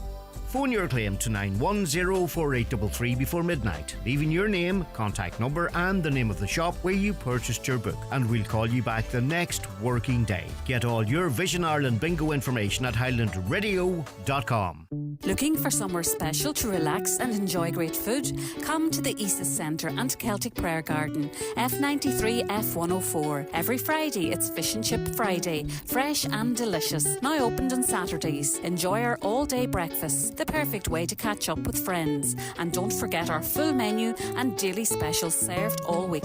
We also cater for groups of any size, so why not come and spend the day with us? Call 07493 848666. The Isis Centre, Island of Saints and Scholars. Easy Living Furniture would like to invite you, our customers, to our annual Family and Friends event this Thursday, the 6th of November. We'll be offering a magical 50% off our full Christmas range, exclusively in store for one day only, including Christmas trees, decorations, baubles, garlands, wreaths, and so much more. Don't miss out on our most enchanting sale of the year. Visit Easy Living Furniture, Crescent Link Retail Park, Derry, this Thursday. The 9 till noon show is brought to you by Letterkenny Credit Union, with monster loans available up to €60,000 for all occasions. Visit letterkennycu.ie. So, as we said a little earlier on, new arrivals from Ukraine will only be allowed to stay in state accommodation now for 30 days under changes agreed yesterday by a cabinet subcommittee. Up until now, people fleeing the war in Ukraine could stay in this accommodation for 90 days. The committee heard that if current trends continue, whereby around 50 people daily require 90-day accommodation, the total available capacity may be exhausted as soon as this month. Nick Henderson is CEO of the Irish Refugee Council. He joins me now. Good morning, Nick. Good morning to you. What's your reaction to this decision by this sub-cabinet committee? Yeah, we're very concerned by the proposal to reduce the time that somebody would receive accommodation down to 30 days. And we actually don't see how it is possible for somebody to find onward accommodation within that 30-day period. And that's in the context of refugees from Ukraine having very limited options. They really only have access to the private rented markets, which is very stretched, as we all know, or what's called the accommodation recognition payment. They don't have access to social housing or HAP, and probably don't have access to emergency homeless services through local authorities. So somebody would arrive today, say the 4th of November, and by the 4th of December, they would be told, right, you're now leaving stated accommodation, and it's up to you now to try and find some way to stay here. So we don't think it's practical. I think it could put pressure on other parts of our already very pressurized housing system, and it could defeat the ultimate purpose of temporary protection, which is to keep people away from our mainstream asylum system, which is already under pressure as well. But it would seem, though, the motivation here is to discourage people coming here in the first place. Yeah, I think that's pretty plain, but they're already here if they're in that 30-day process. I think that's probably the motivation from government. Whether that has any effect or consequence, Ireland isn't the only country that refugees from Ukraine come to. The vast majority is still being accommodated and hosted and living in the countries bordering or near to Ukraine. So while it may be optics, it's not. I'm not sure whether it will have an effect, and it's a bit of a gamble, to say the very least. Particularly because of those wider consequences on our housing and asylum system that I mentioned at the beginning. But I mean, obviously, as CEO of the Irish Refugee Council, you would want to ensure that those that genuinely need refuge, we can actually accommodate them, right? So in a way, Nick, it's in your interest also, isn't it, to ensure that those that come here are those that are genuinely in need of refuge, and maybe they also see this a way as you know, you only choose the Irish option if you truly are, fleeing the threat to your life. Yeah, I get what you're saying, and I can understand your listeners thinking that as well. But it's important to note that in 2022, Ireland and every European member state made a decision to welcome and offer protection to all, in effect, all people from Ukraine because of what was going on there. It was the first and only time that the so-called Temporary Protection Directive was put into play. So there are conditions around it, and it's not automatic. If somebody would have had to have been living in Ukraine prior to February 2022 to be able to access it. But if somebody does meet that, does fall into the definition, they are entitled to be accommodated, and they are entitled to receive support. Regardless providing they meet those criteria, regardless Indeed. of whether or not someone might feel that they're not fleeing peril. We only have to look on the screens and radio, hear what's going on. I know, radio but equally, and TV. I get you. But equally, we can also see that in large swathes of Ukraine, life continues completely as normal. I would not like to live with the threat of a drone. Do not get me wrong, but it's demonstrable that to a great extent, life continues as normal in much of Ukraine. And I say normal in the context of a country that's been invaded by a neighbor. Yeah, well, I wouldn't say it's normal. There's been significant, even in those places which are less affected by the war, there are ongoing power cuts. Russia's targeted the energy sector in particular. I understand it in advance of this winter. I think the mayor of Lviv, which is a town in the far west of Ukraine, long way from Russia, has spoken about risk to them, particularly from drones, obviously. So, yeah, sure, I'm not saying that it's a universal and consistent situation across all of the country, but in a way, we are where the law tells us to be, and temporary protection is something that all member states agreed to. And it's really important to note this, they agreed again in June to extend it, not from March 26 through to March 27. I think the moment for sort of amending or changing the criteria for temporary protection was then, but the member states didn't take it. So we are where we are in terms of the law. And but we also do have to say that, we do have a considerable amount of refugees in this country. IPAS centres can do a certain amount.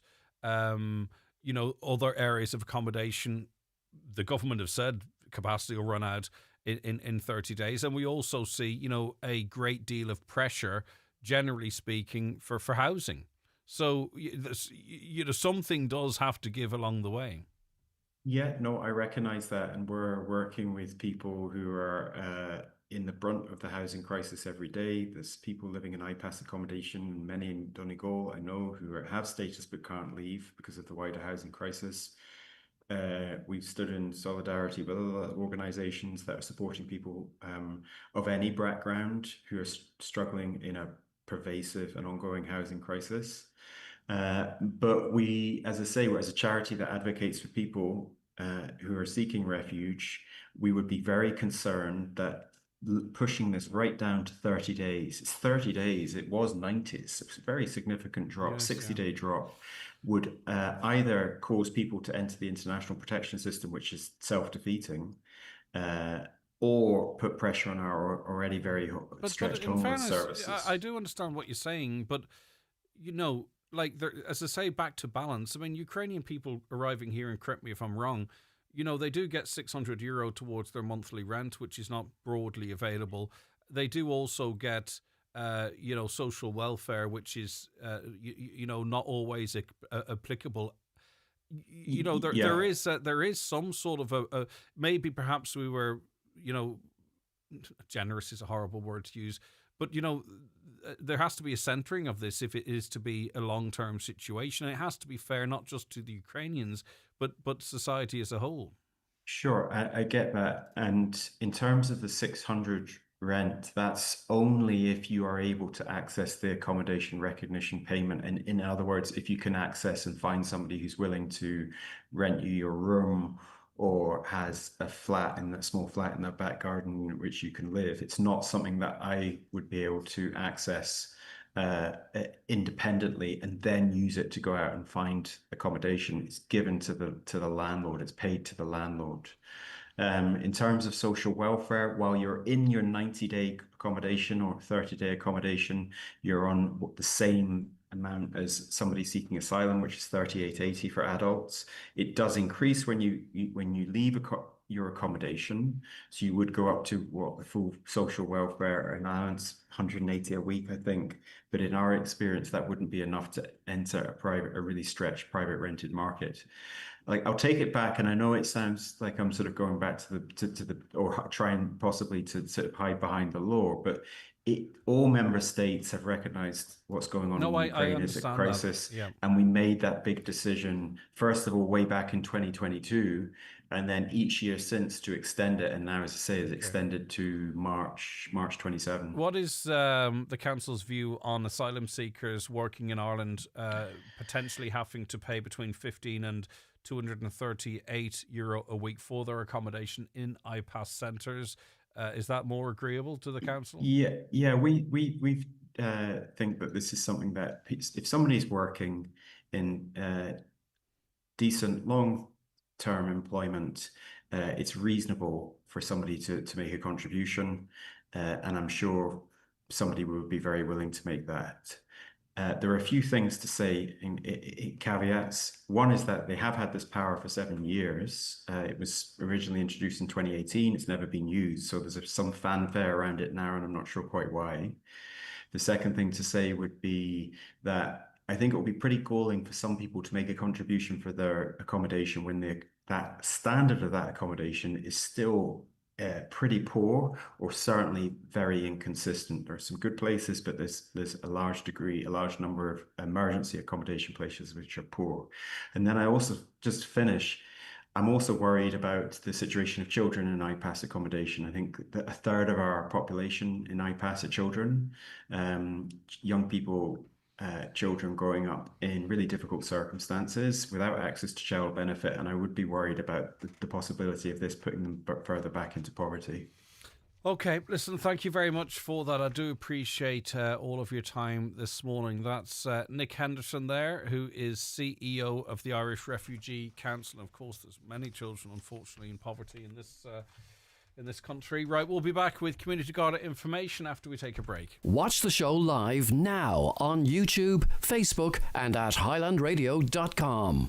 The 9 till noon show with Letterkenny Credit Union, now offering mortgages from €40,000 to €600,000 with no hidden fees or transaction charges.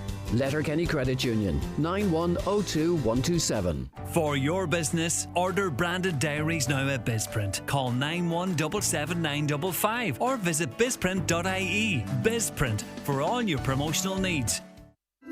This week at Dunnes Stores, find wines like Dada Malbec or Connoisseur and Oyster Bay Sauvignon Blanc, €10 or less.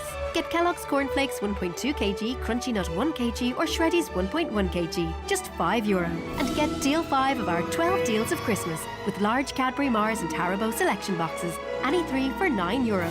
Plus, save more with your 10/50 voucher. Make Christmas for everyone at Dunnes Stores. Terms and conditions apply. Vouchers can be used on next grocery shop. Excludes alcohol. Please drink sensibly.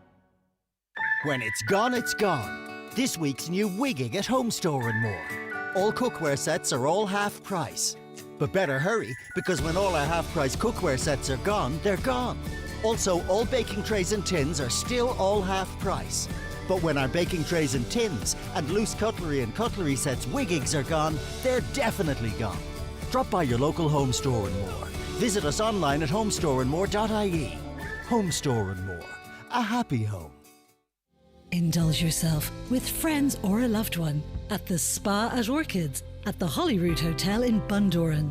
A midweek or weekend spa break is the perfect way to escape from life for a while.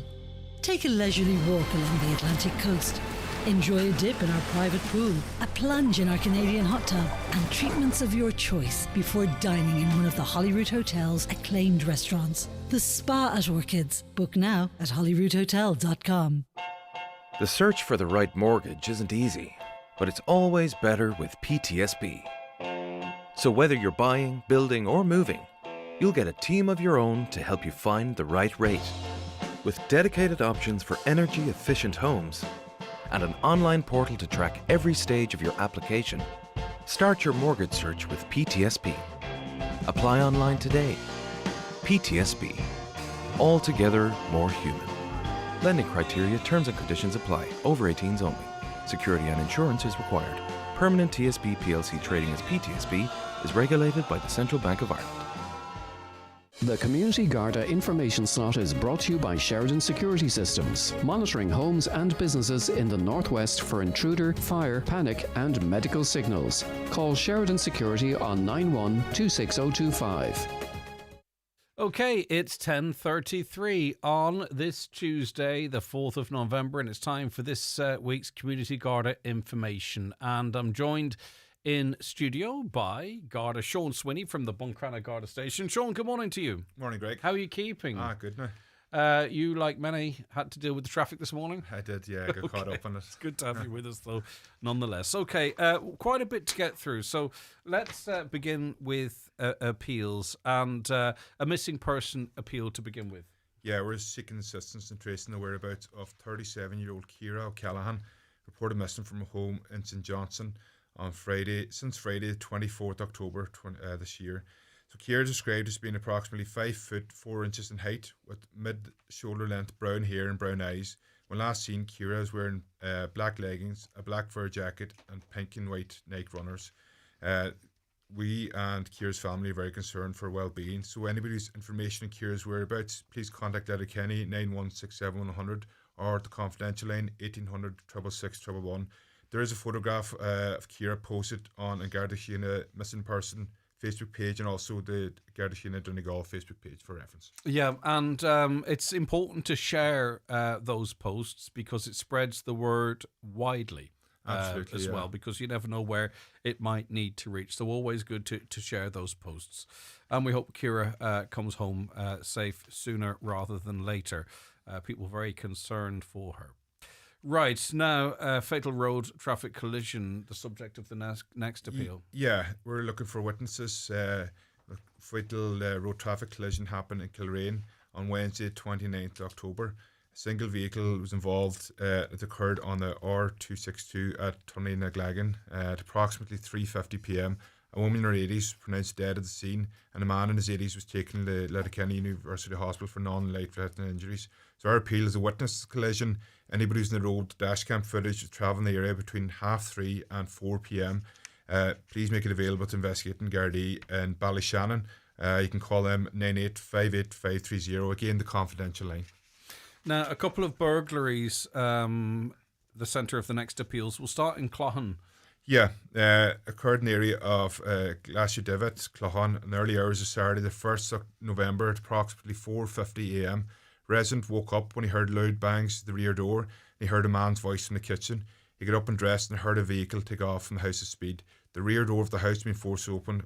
Thankfully, nothing was stolen. So our appeal to anybody who was travelling in that general area and has dash cam footage between 4 a.m. and 5:30 a.m. make it available. Or any relevant information, contact again Ballyshannon 9858 or the confidential line. Yeah, and burglary is never nice to hear, but it feels particularly sinister when the homeowner is awoken in the process. Thankfully, nothing taken, no one injured. The Port Road in Letterkenny next. Yeah, this is Wednesday, the 29th of October, between approximately 4 a.m. and 4:30 a.m. Burglary occurred at the business premises in the Port Road. The premises in question is the same stretch of road as the ATU, but on the other side of the road. Damage is caused to the front door, but it remained closed. The rear door had been forced open. Entries believed to be gained, but nothing was stolen. So our appeal is anybody who travel along the stretch of the road with dash cam again between 3:30 and 5 a.m. on October 29th, make it available, or any information, contact Letterkenny 9167100. And just in relation to the dash cam, you're not asking people necessarily to go through their dash cam footage. It's if you were in that area in and around those times, the Gardaí will download that footage and then they will have a look through it to see if there's anything of importance in the investigation. So you're not asking people to see if they've spotted something per se, just whether they were on or in that area at that time, and you guys will download that and look after that. Just, we say it from time to time, but it's just to be clear. You don't have to look through it yourself and see if you spot anything. The Gardaí can piece that together with other information as well. Another theft from a van, this time in Convoy. Yeah, and Calhaman Convoy between 10 p.m. on Wednesday 29th October and 9 a.m. on Thursday the 30th. Unlocked van was parked at the rear of the house, and a substantial amount of Milwaukee tools were stolen. No damage was caused to the van. So our appeal, anybody who observed any suspicious activity or vehicles in that area, contact Gardaí in Ballyshannon, again 9858530. Anybody come across Milwaukee tools for sale on second-hand basis, we ask them, please let us know and we can check it out. Yeah, and they're really popular, highly sought after, and I don't think anyone wants to benefit from ill-gotten gains at the expense of potentially a business person there. Vehicles targeted again in Donegal town. Yeah, a couple of theft incidents between 7 p.m. Monday 27th October and midday on Tuesday 28th. Unlocked car was entered the property of Rossmore, Drumroos West, Donegal town. A wallet, black in colour, the brand was Pull and Bear, was stolen. The wallet contained black bank card, driving licence and a small amount of cash. And then between 11 p.m. on Wednesday 29th and 11 a.m. on Thursday 30th, unlocked van again is entered Drumlonaghan, Donegal town. A substantial amount of cash was stolen. Again, where we're looking for anybody's relevant information, witness anything, please contact Gardaí in Ballyshannon, 9858530. All right, now criminal damage in Buncrana. Sorry, actually, do you know what we might do if you don't mind? Yeah. Because we did reference this, and I want to, if we have some advice in relation to this, maybe. You know, I know it's kind of obvious, but we're seeing quite a bit of this happening. So just to reiterate that. Exactly, Greg. Yeah. So Karen Dunn very recently, there are two similar types of incidents. Unlocked cars are entered and items stolen during mass time. So a male youth was identified for those incidents, and it's now been dealt with under the juvenile liaison scheme. So look, these you can see, are on the rise. We've had a number of incidents in Donegal town and an associated arrest mentioned in our last week's appeals. Look, security advice, don't leave your car unlocked. If you do, please, especially at home as well, because it is happening at home and any other place, don't leave any valuables, cash, jewellery, electronics. Keep it in a well-lit location if you can. Don't keep your tools, and if you have to, keep it locked. And please, if you have tools, get them properly marked. You know, there's community areas there where we can get marked tools there with your air code and such. And also any specific activity. If you think something doesn't feel right, let us know and we'll check it out. Yeah. And if it's not, then it's nothing. And it's not victim blaming at all, and our listeners understand that. But you know, if you have something on show, and I've been guilty of this and I'll put my hands up, but if you have something on show, even an empty laptop bag, that can be enough to try the doors, and if the doors are open, just to lift it or to smash a window. And you wonder, you see so many back windows smashed, you do wonder often are a lot of these as a result of this type of incident, but I don't know. Right, so it's good advice, and you know, these people are active out there, so we have to best protect ourselves from being the victims. Right, sorry, I jumped the gun there. Can we go to Schliefschnack now? Yeah, so it says Schliefschnack Buncrana, incident of criminal damage between midnight on 9 a.m. on Wednesday the 29th October. A car was parked at that location. The front passenger side window was smashed. Nothing was stolen from within. So if anybody's any relevant information, we ask them to contact Buncrana on 9320540. And criminal damage in Churchill as well. Yeah, and the area of Keel Oaks and Churchill, shortly after 9:30 p.m. on Friday the 31st October, used to believe they lit fireworks outside a house, and when they ignited, they caused substantial damage to the front fence. So if anybody observed a group of youths in that area, travelled again with dashcam between 8 p.m. and 10 p.m, we asked them to contact Mulford on 9153060. Right, and the Keel Oaks area of Churchill, shortly after 9:30 p.m. on Friday the 31st of October, Halloween, which was Halloween night. Okay. And just on now to a incident at the town park in Letterkenny. Yes, occurred in Bernard McGunchy Town Park, Letterkenny, Friday the 31st October between 10 p.m. and 11 p.m. So as part of our investigation, again, it's dashcam footage or maybe mobile phone footage from the park itself. If anybody's in that area of Town Park and observed an altercation taking place between those times, we ask them to contact Letterkenny on 9167100. Again, Halloween night between 10 and 11 p.m. Any info? Right, some positive news in the fight against drugs this week again. Actually, we had major seizures last week and again this week. Yeah, the Divisional Drugs Unit carried out an operation sale and supply drugs in Letterkenny area on the evening of November the 2nd. 2 men were arrested after found in possession of a large quantity of cannabis. A number of follow-up searches took place and further controlled drugs and fireworks were seized. The 2 men were then charged and bailed to appear before Letterkenny District Court we'd like to thank the public for their support and assistance with our efforts to tackle the supply of drugs. So in line with that, look, we always look for a repeal. If anybody's any information in Donegal, anywhere in Donegal, we have a divisional drugs unit who you can contact in confidence. We're based in Letterkenny. You can contact them on 9167100, and there's also the Garda confidential line or any Garda station. Right, now, scams never go away. They're like taxes. There's another one for businesses to be aware of. Yeah, it is non-stop. So in this instance here, there was a recent attempted fraud. A person called a business and requested to buy goods at a substantial value, then completed the purchase with a credit card. And the transaction unless you went through and then rejected by the card issuer. A short time later, another person called the business and explained that the fraudulent transaction was attempted on the wife's credit card but had been cancelled. This caller rang from another country. Thankfully, the business wasn't at a loss. So, look, we want to make business owner aware this type of fraud is occurring. Advise your staff not to take any payment from an unknown person, particularly when the goods are substantial value. Yeah, especially remotely over the phones. You're leaving yourself open, aren't you? I know you have online shopping, but you kind of need to know who it is who's buying from you. So unless you can verify the identity, we'd advise you not to accept payment over the phone. Unless you're familiar with the buyer and you know they're trustworthy, you can verify who they are by them giving your name over the phone. Especially now with Christmas coming up and new staff coming in, they're aware that these type of scams are in place. If they're unsure, ask a more senior member of staff what to do. It only takes a minute. Yep. Exactly. If in doubt, you're right too. A lot of companies, which is great, taking on seasonal staff, they probably haven't been through any training that was there. So just to make sure. Okay. Right, a couple of questions if you don't mind. Yeah. A caller says, are tractors allowed to have bright lights on the back shining? They believe that they're very blinding when driving behind them. So agricultural tractors have to be equipped with the full lighting system, which is side lamps, headlamps, rear lamps, stop lamps, direction indicators, and a number plate lit up at all time. So look, work or ploughing lamps are fitted to the back of agricultural tractors to give them extra visibility on the work on the farm. They may be used in private area like a field or farmyard, but it's illegal to use them on the public roads, so they must be switched off beforehand. So my advice, if you come across that, you ring the local Gardaí and let them know that this tractor's behind you, and hopefully car can make them aware of what they're doing. Just double check if you're driving one of these vehicles. It's very easy to accidentally leave them on. Exactly, Just double check. And also, you might think you're doing the right thing. Maybe if you're drawing a long piece of equipment, but the law is the law.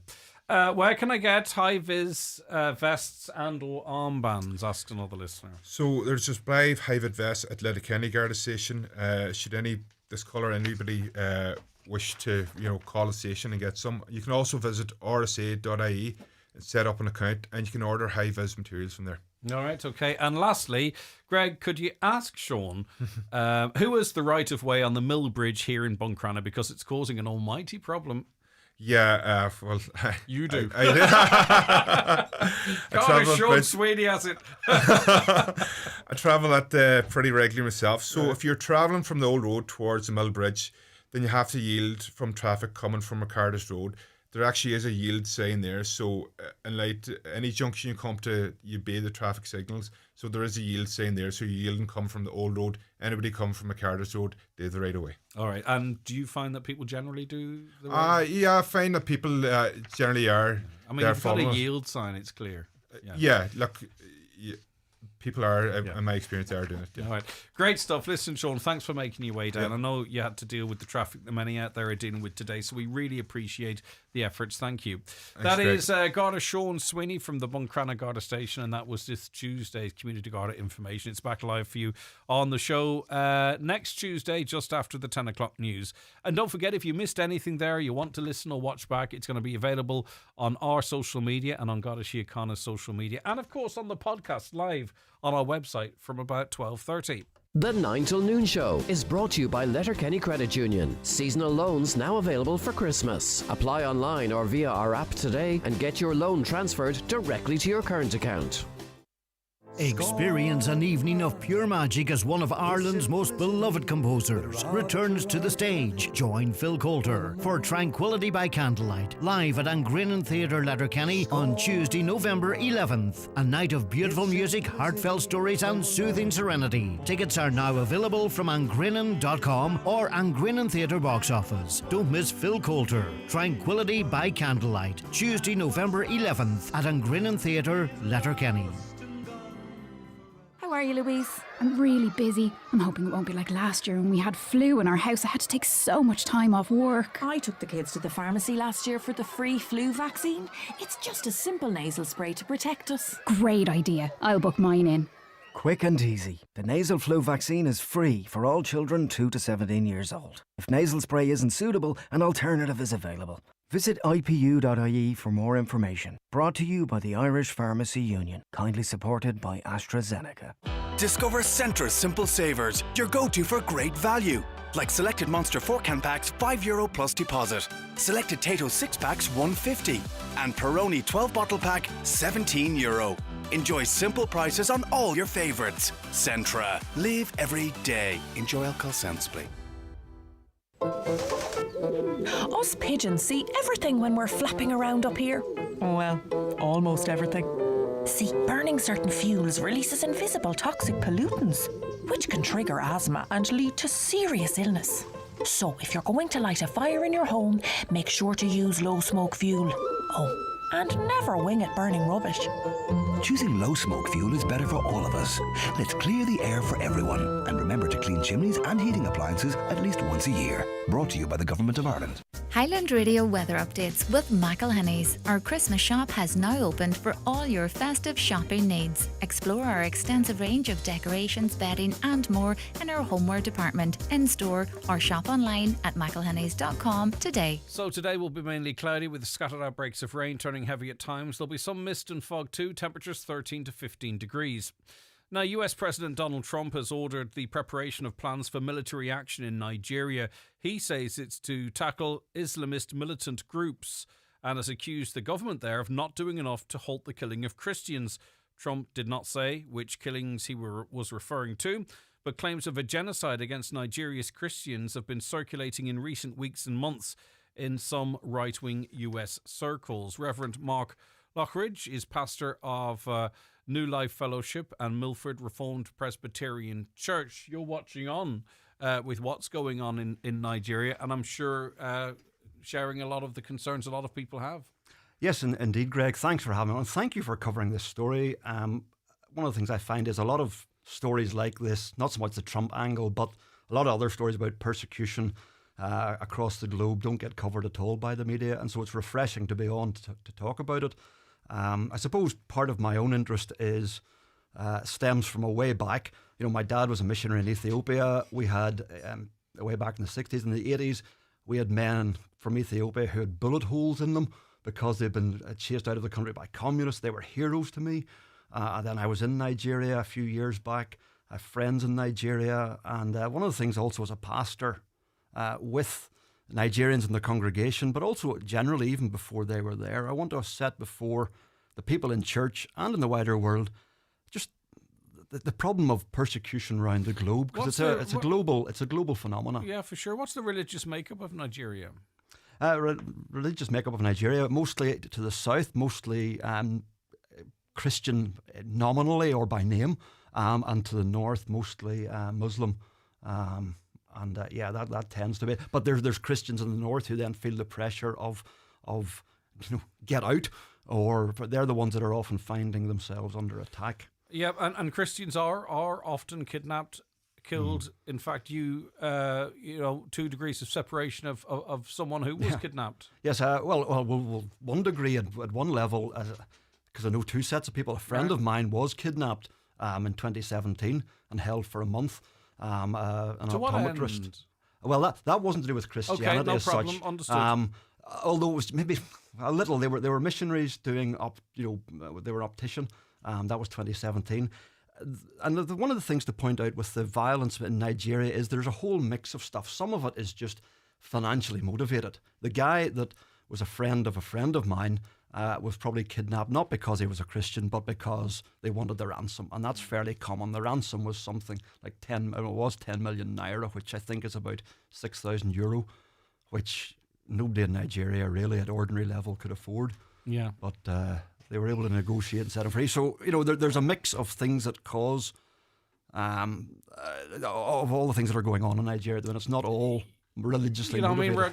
Regardless of whom it is or what the motivation is then surely, the fact that someone outside, be it Donald Trump, whomever, in this case it is Donald Trump, is taking an interest, shining a spotlight on it, is encouraging, is it?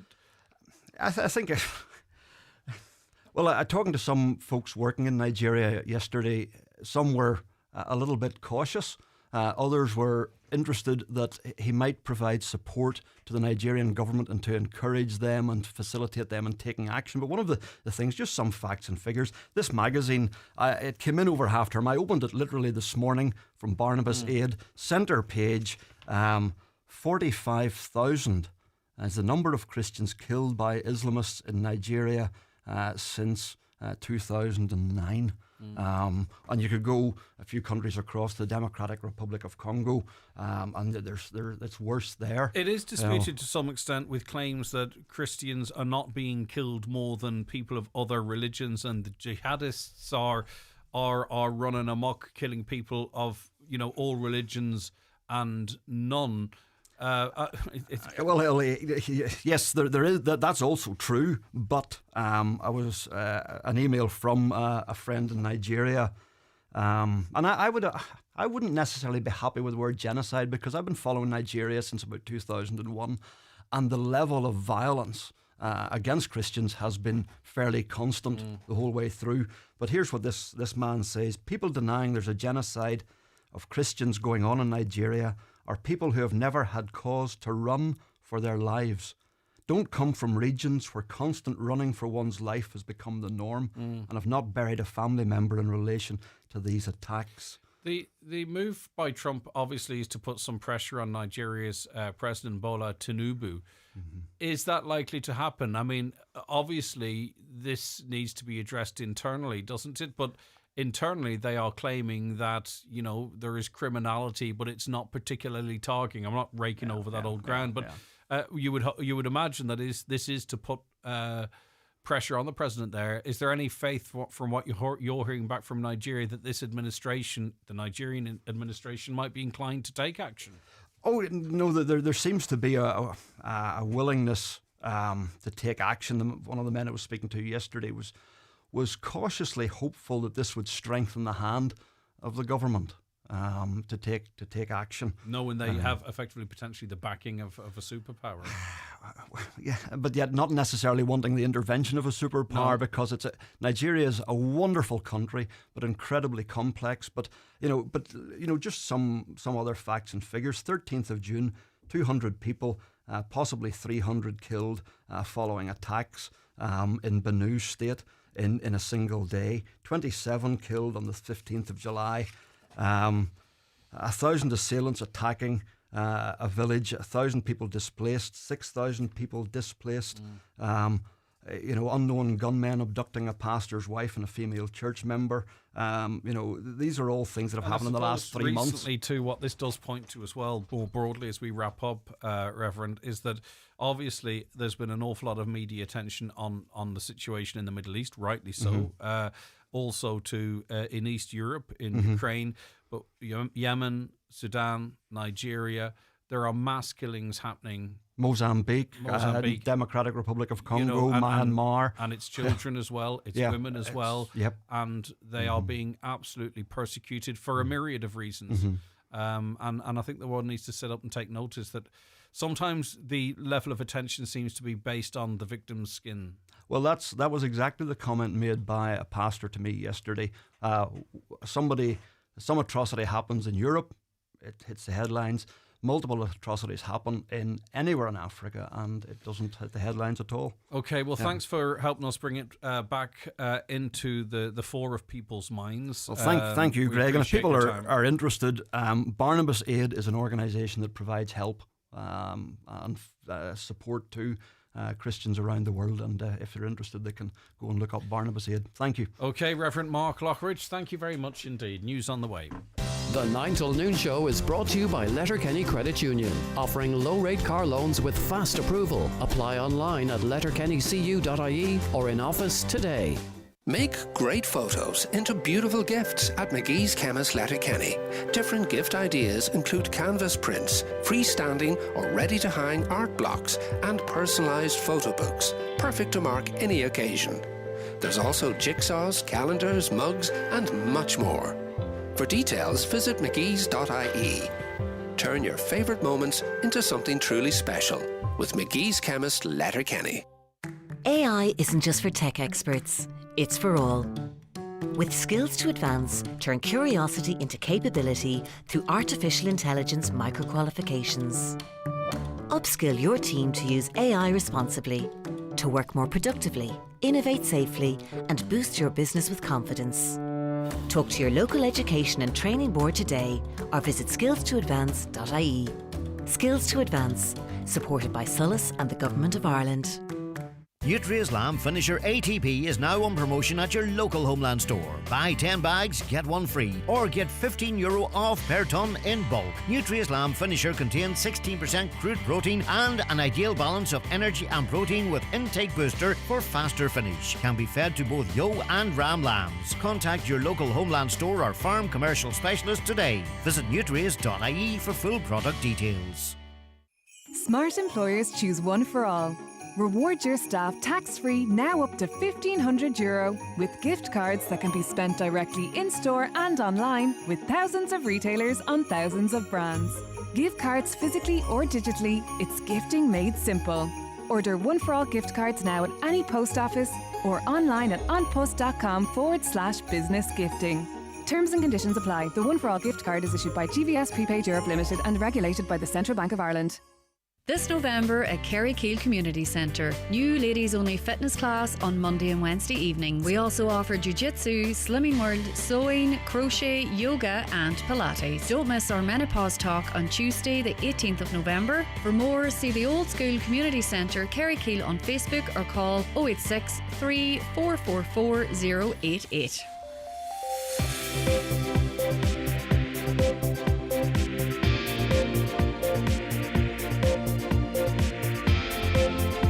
With all the stories that matter across the Northwest, it's Greg Hughes on the 9 to noon show on Highland Radio. And it's 11 o'clock, time for a news update, and it's over to Donald Kavanagh.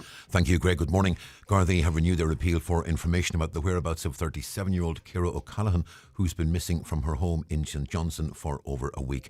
Gardaí and Ciara's family have expressed concern for her well-being. She was last seen in St Johnson on Friday the 24th of October. That's a week ago, last Friday. The government is looking at getting wastewater treatment plants built by the private sector in order to speed up delivery. Under the proposals, Uisce Éireann would then be required to manage the plants once they're built. The move is intended to speed up the delivery of homes in rural areas, which at present have substandard water services. However, concern has been expressed at the potential ramifications of the scheme. The Taoiseach says reducing state accommodation for those fleeing the war in Ukraine is a balanced and pragmatic approach. Those coming here will now spend 30 days in state accommodation as opposed to 90. Asylum seekers with jobs will also be asked to pay a contribution toward their living costs if the proposals are accepted by Cabinet. There's been another spate of thefts from vehicles in the Donegal town area between 7 on Monday last and midday the following day. An unlocked car was entered and a wallet stolen at Rossmore, Drumroosk West in Donegal town. And then between 11 on Wednesday and 11 the following morning, an unlocked van was entered in Drumlonagher and a substantial amount of cash stolen from it. Meanwhile, what's been described as a substantial amount of tools has been stolen from a van in Calhame Convoy. Between 10 on Wednesday last and 9 the following morning, the unlocked van was entered at the rear of a house and various Milwaukee brand tools were taken from it. Gardaí particularly anxious to hear from anyone who finds Milwaukee tools for sale. And they say Gardaí in Carndonagh recently dealt with two similar types of incidents involving unlocked vehicles that were parked. They were entered and items were stolen from them as the drivers were attending mass. A male youth has been identified and spoken to. He is now being dealt with under the Juvenile Liaison Scheme. And an SDLP representative says relations in Stormont will be damaged following the North's Education Minister's visit to Israel. The DUP's Paul Given is facing a vote of no confidence next week, supported by the SDLP, Alliance, Sinn Féin and People Before Profit. He denies any wrongdoing and says he's going nowhere. East Derry MLA Cara Hunter fears that relations in the Assembly will become even more fractured. And we're back with news headlines again at 12 noon. Thank you, Donald.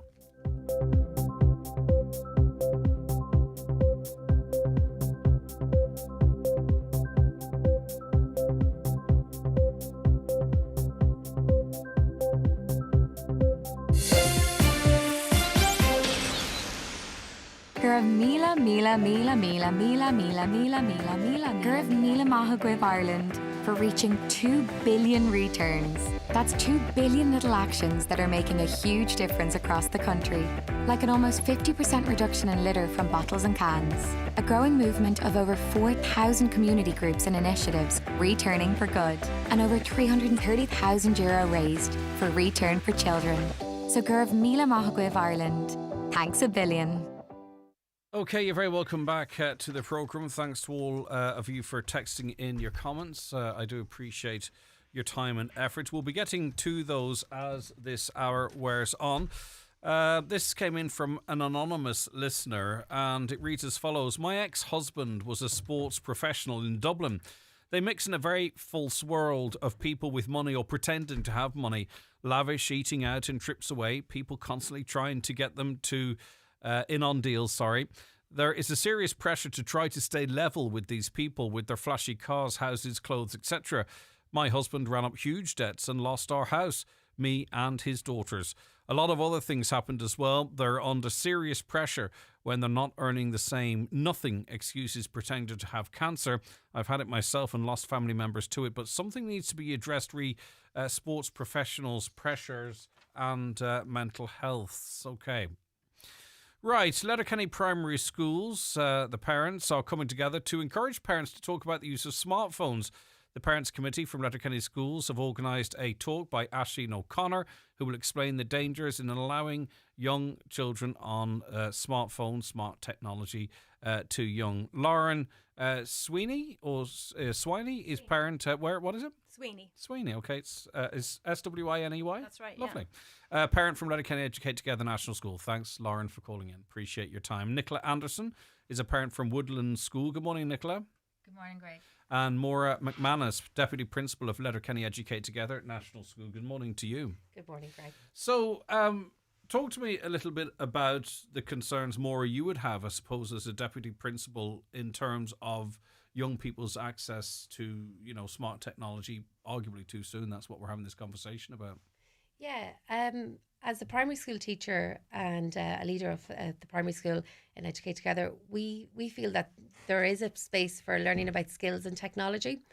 There are a lot of skills that children need for the future workforce. For example, presentation skills, skills of synthesizing and that sort of thing around technology. But like you said, it's the use of, or the inappropriate use of, some of the smart apps that children are using outside of school that we would have concerns about. Like, and the that's reality leading is technology, these kids are born into the technology, right? So it's there. That's the part of it. But the toxic parts of it, the social media that sort of maybe puts pressure on you to act or look or behave a certain way. For some people, they're under pressure to conform to that. For others, they feel, well, I can never conform to that. And the messaging. Everyone has maybe difficulties with other students at schools. Back in the day when you went home, there was a respite from that. Now it's ever present. But also the devices are so present that you're also almost compounding the anxiety of a young person by saying you can't have access to one. Yeah, and that's where there's a fine line, Greg. We don't want to say we're anti-technology. We are anti-scrolling. We are talking about the amount of time children use scrolling or in social groups and conversing with their friends. It's that kind of usage that we have concerns about, and that we feel it's really impacting their mental health. It's also impacting their physical health.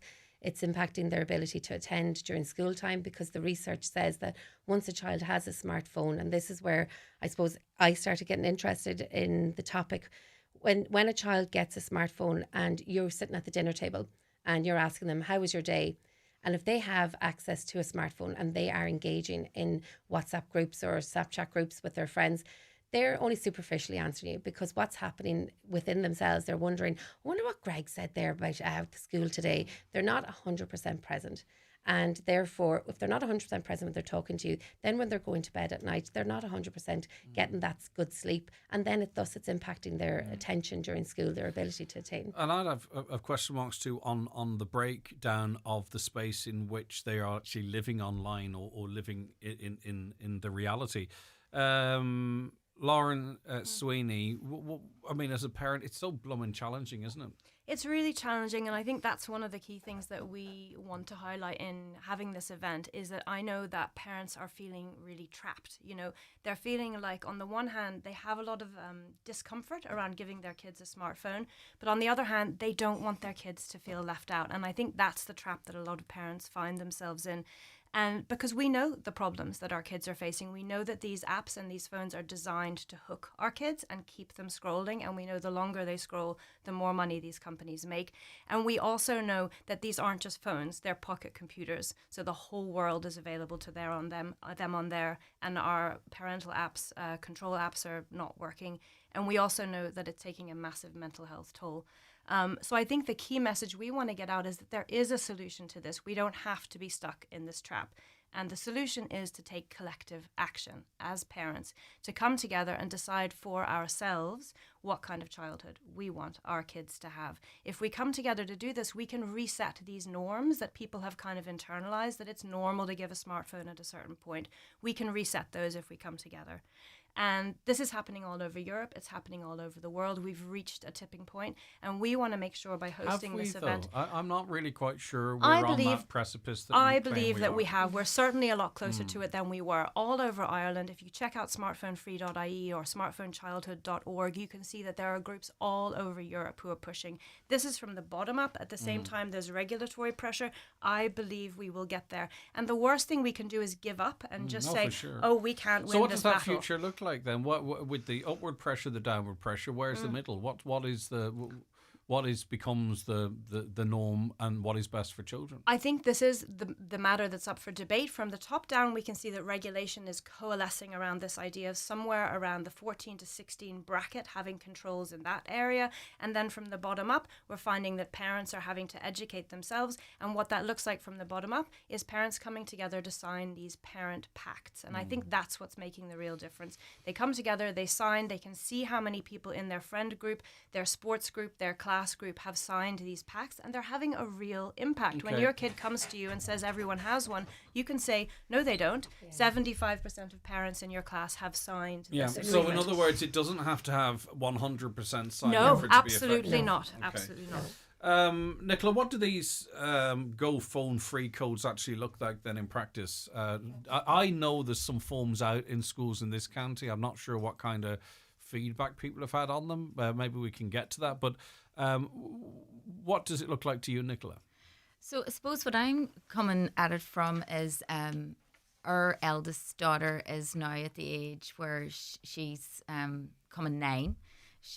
We're at Woodlands National School, so you know we have the sacraments are big years in the Catholic schools, and with the communion, it was all around, you know, the event itself, and then the aftermath of that was, you know, the comparisons of like what did you get? And some of the conversations that came up around our parents' groups were the pressure then mounts towards the confirmation in the final year of school. And it nearly has become a transactional confirmation equals the smartphone and the giving of the smartphone.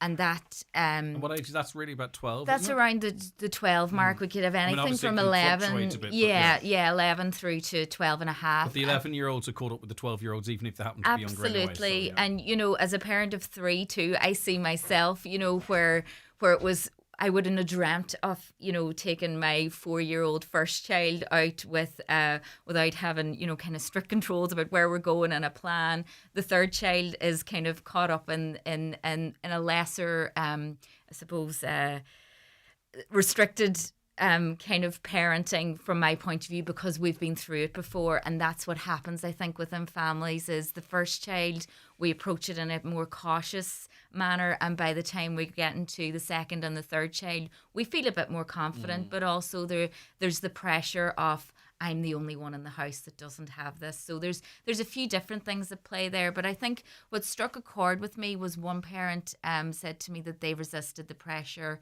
at confirmation to give the smartphone, and it bought them that summer, and that's how they described it. They bought the child the summer without the pressure of social media, or even just the groups on WhatsApp.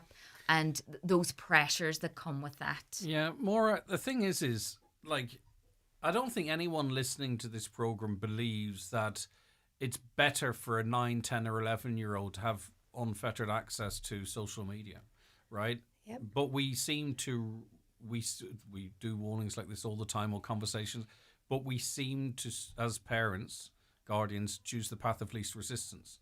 Give them the phone. I would slightly agree with you and disagree at the same time. I think technology is evolving, and what apps that children were using 2-3 years ago are becoming archaic.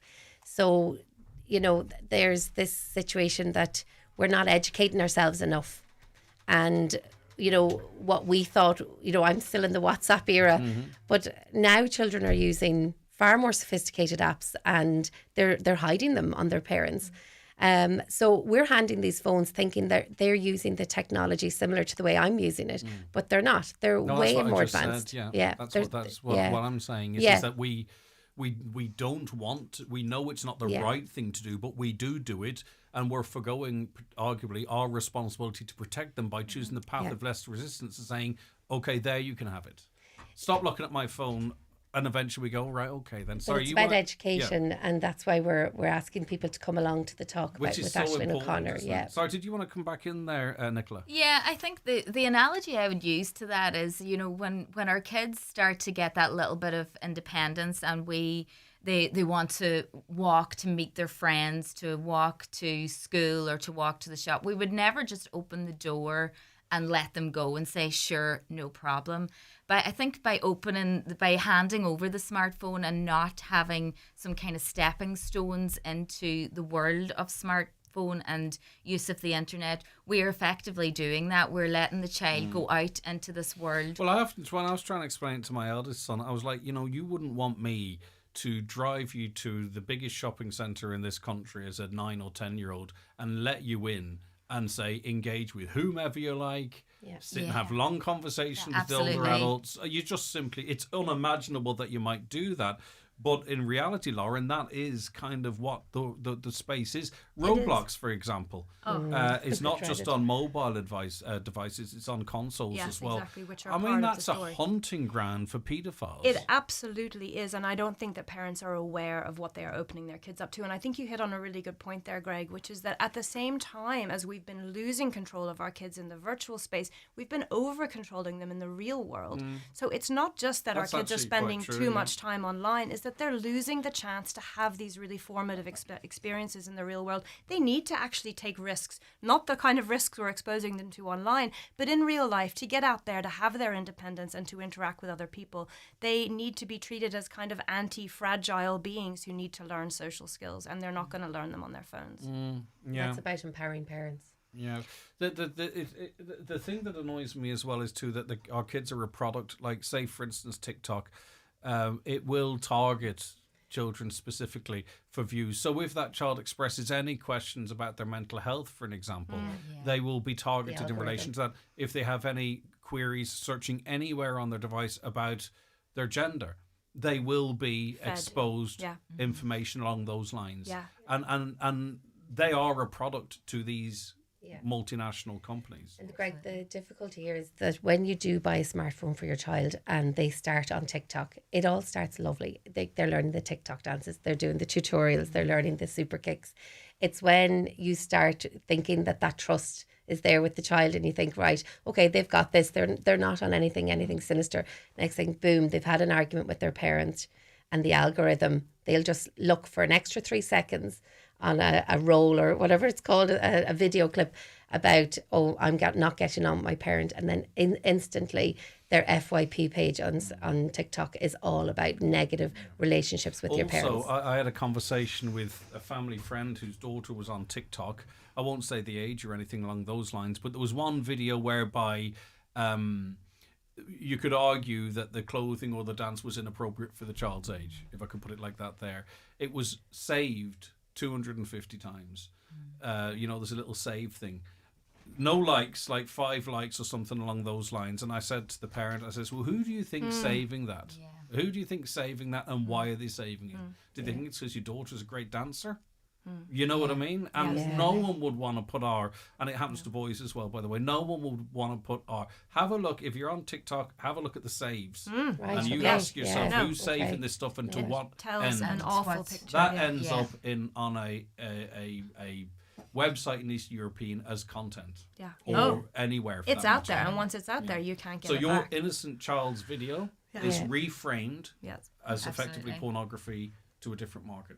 And Greg, look your at the listeners, saves on your videos. Look at your saves on your kids' videos, and see if you see a pattern as to which videos are being saved. There are alternatives here to allow our kids to feel connected. There are alternatives. There's a thing called a balance phone, which allows kids to have what looks and feels like a smartphone and allows them some degree of connectivity. So that might be for the helicopter parents. Yes, for some people who feel like they want to have that connectivity. or the parent, the working parent that really needs to know, did their child get home from school today, and they really want to connect and find out, did Greg get home from school today? I need to contact them. So a balance phone or the brick, the Nokia brick, they're all options. Often, Nicola, we can use sort of ignorance to a defense to some extent, right? Because the technology is advancing now. I mean, like your kids are chatting with AI now, and I'll tell you that AI can take them down a very dodgy path as well, because it is the Wild West in terms again of mental health or other questions a inquiring young mind might have.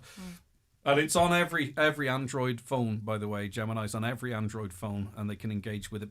But anyway, so how do we make sure that we have all the info, Nicola, that we, there's events coming up, and we're talking about an event now whereby you can have all the info, and then you can't lean on ignorance as a defense, right?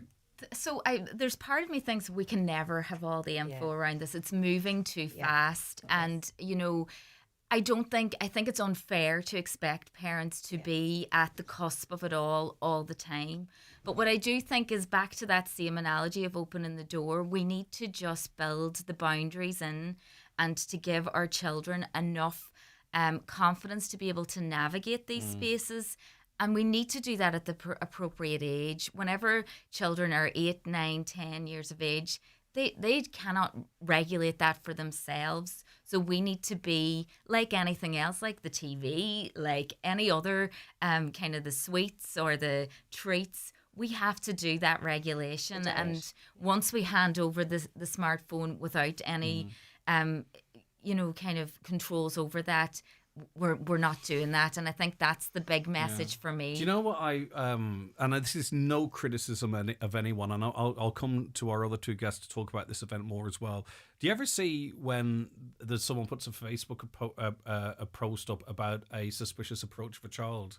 Yeah. You know what I mean? It was a white van, and it says get into the van. Yeah. And everyone goes nuts. It's shared 1,000 times. Absolutely. You'd swear the sky was about to fall in. Yeah. How often is that happening? Every single day on the internet. And we kind of either don't know, or we pretend it's not happening, or don't think something could come from it. For me, It's this is the about, it's that when something's real there, right? Yes. Yet the danger, firstly, often that someone's looking for directions, it never happens, but you have to be careful, right? But we are completely oblivious to this happening on such a scale online. Yes. Every day.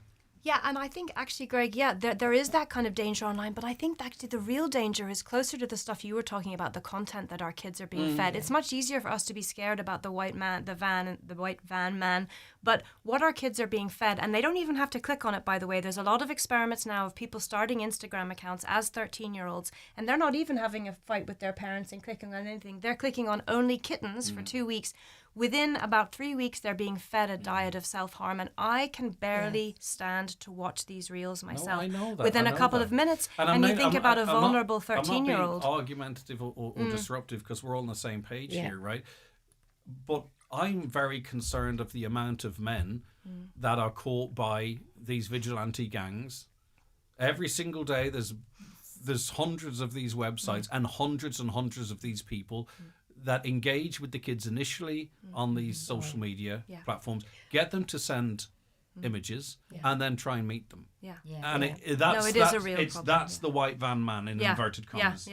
Because if they're catching that many people, that there's 3 or 4 videos a day, how many are going uncaught? Yes. You know? And But Greg, you're that's why so right what you're saying. That's why we're so too, by the grateful way. for the space to talk about it, to educate parents, because parents we're not reared. I wasn't reared in the technology era, so you just taught me about the saved on TikTok, the save aspect. It's creepy. Have a look. It's I think creepy. every day is a learning day for parents, and I too myself as a parent, and I think it's important that we have this space to talk about it, and we continue to keep talking about it as parents. And it's our responsibility to keep educating ourselves. I don't think we can rely necessarily on governments or tech companies to. It's very easy to circumnavigate restrictions. That being said, when there was age verification brought in Britain, Pornhub saw a 70% drop in traffic. So it just goes to show it can be significant. Yeah. What I think is significant about what yous are doing, though, actually, is it's the support for parents and guardians, right? Yeah. Because, we are there to support our kids individually. But it's very tough if you're a single parent, for an example, or whatever, to feel the strength to say, no, this is the right thing, and I've got other parents that are agreeing with me, and this is the policy more. I think that's actually really what's significant in what you're doing today. And I think we were very clear, the 3 of us here, we want to come on today that it's a non-judgmental, like parents are going to be listening today and they're saying, I have a phone. I have a phone already. What am I going to do? Greg's just talked about all this sinister stuff. This is non-judgmental. We're here today to just educate, to inform people, to come along and listen to the talk. They might consider, withdrawing the phone and just giving them for an hour a day. It'll, like as Nicola was saying, it'll look different in every family. And the main thing is that we don't want parents to feel like they're being judged. But if they already, and I certainly wouldn't, but if they already had a phone, Lauren, one of the things that annoyed my oldest boys too much, and I'm not saying they never got away with stuff, is I knew, right? So I knew stuff, if you know what I mean, because I was a young fella too once. And they didn't think they could get away with stuff, right? And they knew I knew technology, and they knew I understood mobile data versus the router. They knew I understand VPNs, and it made them less likely then to sort of, because they didn't want to face my ire, so to speak. Nobody would want to. Which is just a silent treatment or something, But so even if my point is that even if your child has a smartphone, you can educate yourself so they know that. They know that that if they do something wrong, potentially what's going on. And I know this. I'm the stepmother to a 24-year-old, and I'm a mother to a 6-year-old. So I've been on this roundabout before, and we had to take that approach, which was at some point they are going to be introduced to the technology, and you need to step into that space. It's the area of parenting you're playing your most important role. So don't shy away from it, and don't shy away from talking about this with your parents' friends. That's really our main message. And that's normalize talking about this. Your kid's going for a sleepover. Ask about technology in the house. That is your right, and it is your responsibility to do that. It's totally normal. What's coming up on Thursday then at 7 p.m. in the Mount Errigal? So we're having an event at the Mount Errigal at 7 p.m. It's a chance for parents to come together to talk about their concerns and their fears, and to hear from Aisling O'Connor, who's a leading child psychologist in this area. She's going to be sharing what she sees and what she understands, and how you can help yourself and your kids to navigate this. It's a really open event. Yes. Anybody can come along. Kids of any age, whether you've given a smartphone yet or you haven't. And So it's for free Milford, entry. Cardona, Door, Go to Hork, anywhere. Yeah, we've got schools on board we've got 10 different schools on board from the whole area, so we're really hoping to see as many parents as we can at this event. Yeah, okay. And as I say, I think it's great for people to come together. It's hard to say no. Like I've seen, and I've said this before, I hate to repeat myself, but I know how tough parenting is, and I've seen parents in certain areas wanting a teenage disco band because that was easier than saying no because all the other kids were going. That sort of way, and it's a bit like this. Right, so I thought it interesting actually. The one thing I learned about today is that you don't need 100% sign up for these sort of arrangements in schools. that actually, if you have a sort of a critical mass, I presume, Yes, exactly. That's it's so you enough. don't feel alone. So a parent can, if the child comes and says, "Mum, can I have a phone?" and you say, "Well, no," and they say, "Well, everyone else does," and then you can click online, no matter what school your child is in Donegal or any part of Ireland, you can click the school and click your child's class, and you can it's say an online pledge through smartphonefree.ie. It's really simple. You just pick your school, pick your class, sign the pledge online. It'll be updated every year, and you can immediately then go and see the numbers. I know that in my kids' class, we're already at about 60% of parents. And it's signed the first pledge. year then, really, what we're talking about. Is that is that where we're going to sit on first year in the tech? we just had this discussion before we came in, No, Greg. For me, I don't think any 5th or 6th class, if you can avoid it or whatever. Yeah. But I think That's what we're first asking. year, it's a big step for them. The class has gone from 6 or 26 to 50. I think the reality is There's that's wellness the stage, education in there. Yeah, where know. your child is going to, they're facing into a different environment. They're making that step into adolescence. They're, that independence piece They could is beat you really up. at the crux. They're at that size where they could beat you down. That too. But for a lot of parents, they still won't want to give a phone at that point. And it might be yeah. appropriate to give a flip phone. It might be appropriate to give a watch that has some But smart I aspects. think for me, the reason I asked that question is because in the reality of parenting, if I were resisting someone in 5th or 6th class, and I that they could earn the right to the phone at first, Well, I don't think or that's the something right along approach. those. I don't know. No. I didn't have to go through it, but you know what? I don't know what Greg, it might be. if I was talking about, if you asked me and you're a parent, and I would say, look, if you were to give your child a phone for the day, would they be able to self-regulate and come off it and not engage in apps that are not appropriate for their age? If the answer is yes to that question, and they can come off the app independently and self-regulate within an hour, then yeah. But I can't do that. You can't yourself self-regulate from the smart technology. That's the challenge. No, I of think course I can't. Okay. And I think because I would be, it would That's your punish job me as too. well, No, yeah. it's not. It would punish me too much for me to sort of forego it. I'm just being honest. Right? Gosh, I wouldn't want my child all day. No, neither would I. Yeah. Neither would I. Right, and they're 22 and 18, so the oldest ones. I've no say in it really anymore. I don't know what's right, what's wrong, but I think a lot of us as parents too are quite leaning on our phones. I would be keen that like the we're all navigating it all the time. It is changing.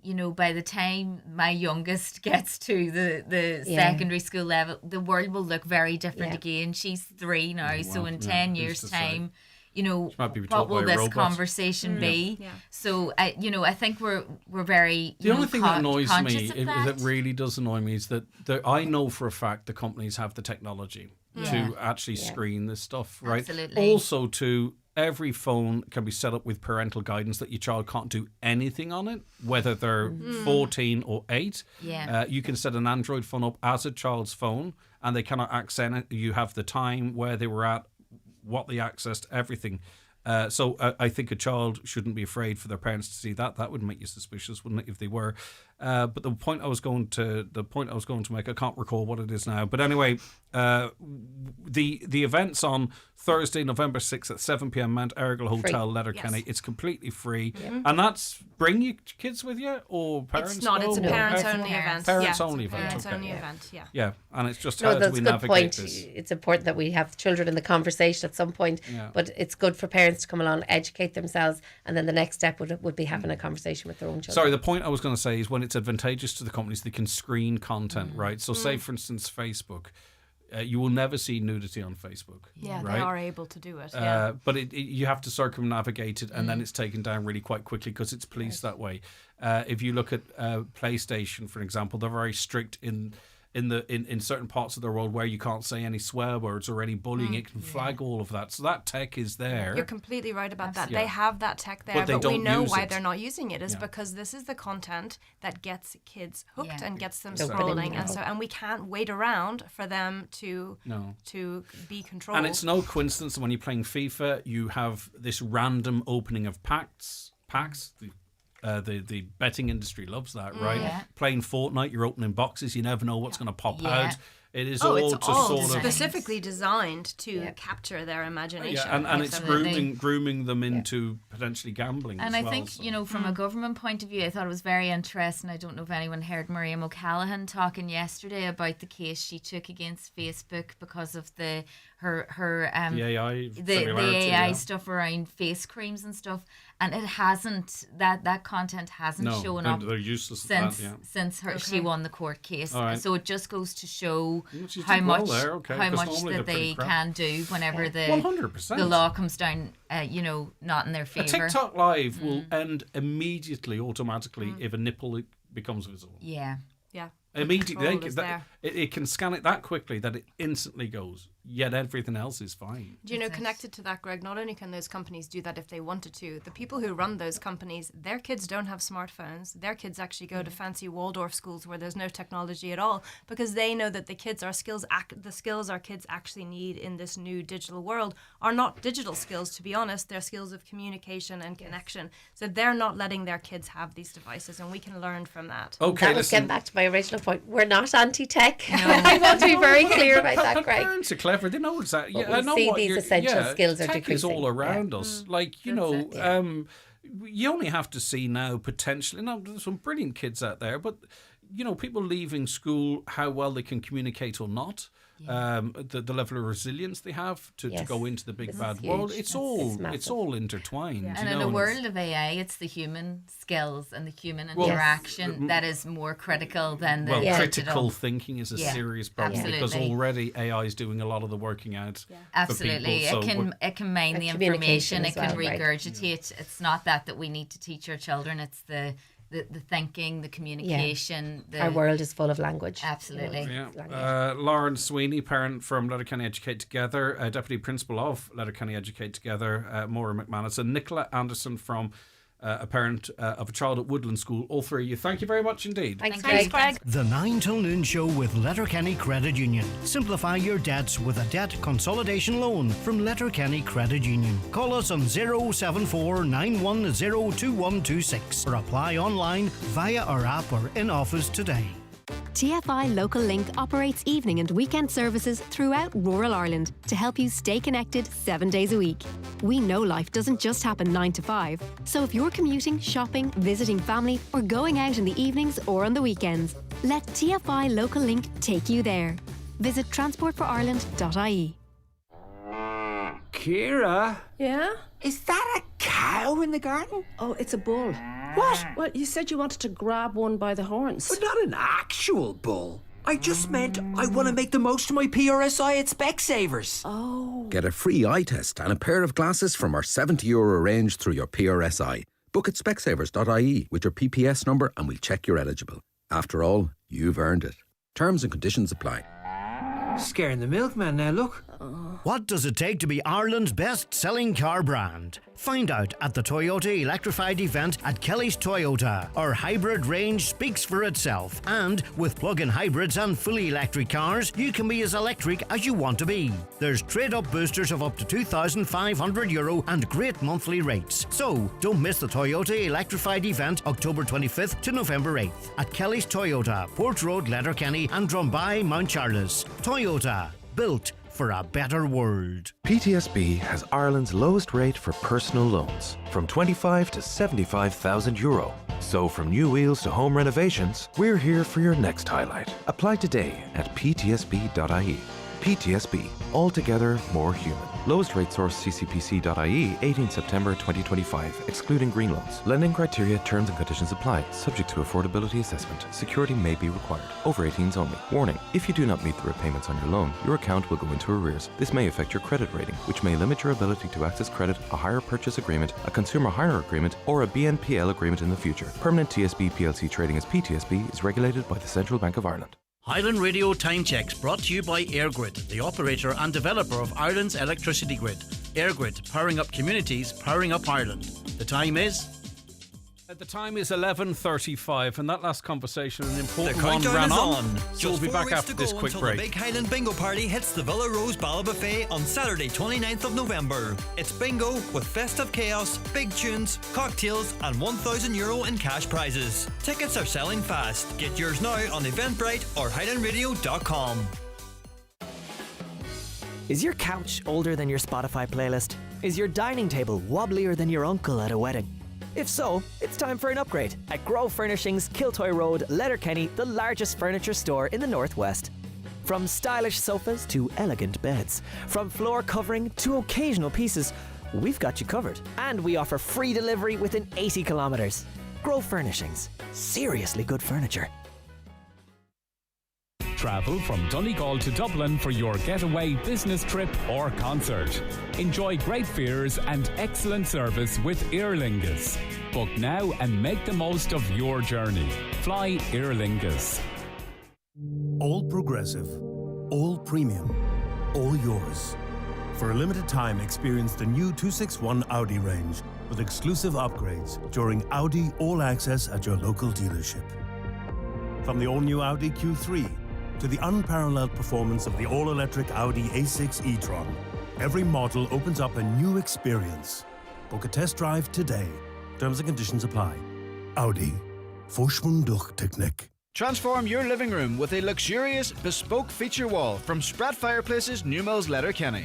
Our complete installations include built-in storage, electric fires, floating shelves, and stunning finishes in stone, porcelain, or marble. Each feature wall is designed and built in-house by our expert carpentry and stone masonry teams. No fuss, just flawless feature walls. Call 074 91 24144 or visit spratfireplaces.ie. Spratt Fireplaces, experts in heating, design, and detail. If you've been affected by suicide, visit hugg.ie for information and support. Hug, hope and healing after suicide. The 9 till noon show is brought to you by Letterkenny Credit Union. Digital loans now available. Apply online or via our app today and get your loan transferred directly to your current account. Right, so as I mentioned earlier, the parents of 826,000 children are to be asked to share with the Department of Education their views on the type of primary school they would like their child to attend. In what will be the largest ever national survey of its kind, the parents or guardians of all children from birth to 12 will be asked what school ethos they would prefer, religious or multi-denominational. Parents will also be asked for their preferences when it comes to single-sex or mixed educational provision, as well as whether they would like the language of instruction to be English or Irish. And it goes live at noon and will be open until the 16th of December. We have a couple of guests to discuss this. I'll say good morning first to David Graham, Communications Officer with Education Equality. David, good morning. Do you welcome this move by the state? It's huge. Good morning, Greg. Yes, look, broadly speaking, yes, I certainly welcome the fact that this is happening. We've been campaigning on this issue for 10 years now, and unfortunately we've become sort of bitterly used to disappointment after disappointment because there have been so many broken promises and so many delays and so on. So look, it's refreshing to see that a long-promised initiative, I mean, this initiative goes back to September of 2023. It's been quite a long time coming, and it's refreshing to see this actually coming to fruition finally, though we would have a couple of sort of major concerns around it. Broadly speaking, the short answer is yes, we welcome the fact that it's going ahead. The department says that the findings will inform future school planning and support more diverse school provision that reflects the values and needs of modern Ireland. Is that music to your ears? No, I'm afraid not. It's just waffle, really, to be honest. I'm sorry to be so blunt, but it's really meaningless. I mean, that's the key question, is what actually happens with the result of this survey. And that statement from the department tells us precisely nothing whatsoever about what will actually happen with the data that is collected. And the fact is that the Minister for Education, as powerful as her position is, doesn't actually have the legal authority to change the patronage of any particular school.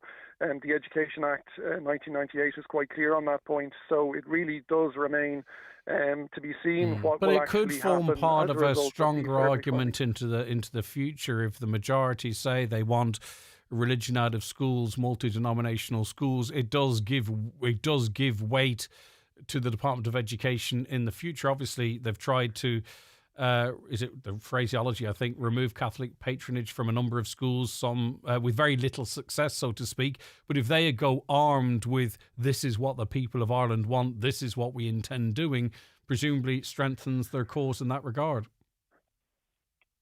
It does strengthen the moral argument. There's no question about that whatsoever. But how much sway will a moral argument hold in a negotiation behind the scenes with Catholic bishops? And we're talking in the main about Catholic bishops here. I mean, these are the landowners. These are people who have had an integral role in education for almost 200 years, and they're quite happy to see that position continue for another 200 years, as far as I can tell. So, yes, it certainly strengthens the department's hand. But, I mean, we already have a huge amount of data. We already have a very powerful human rights case. I mean, human rights law on this is very, very clear. Children have a human right to attend their local school without attending religious instruction. And this initiative does nothing whatsoever to address that. And children also have a constitutional right to attend their local school without attending sacramental preparation and prayers and so on and so forth. And in practice, of course, that right is routinely ignored. So yes, this strengthens the hand of the department, but it's also equally likely that the results of this survey might just gather dust. So I would kind of I wouldn't be overly optimistic. I wouldn't be pessimistic either. We will have to see what happens. Really. Why is it so important, though, that I mean, the majority of people in this country are Catholic? It's a Christian country. What's wrong with religion in schools? Well, there's a lot to unpack in that. I mean, actually, if you look at the younger demographic, the picture is much more mixed in relation to religious affiliation. In fact, if you look at the marriage statistics, there are far more non-religious marriages now than there are Catholic marriages. Catholic marriages have fallen consistently in almost every year since the 1980s, and there are only 31% of marriages now, and that figure is falling. Meanwhile, there's over 40% of marriages are non-religious. The difficulty, anyway, to answer your question, with integrating religion into the curriculum, into the core school day, is one, as I say, of human rights. It creates an in-group and an out-group. It creates exclusion and a feeling of othering and a sense of upset and sadness for children who aren't able to fully participate in the school day.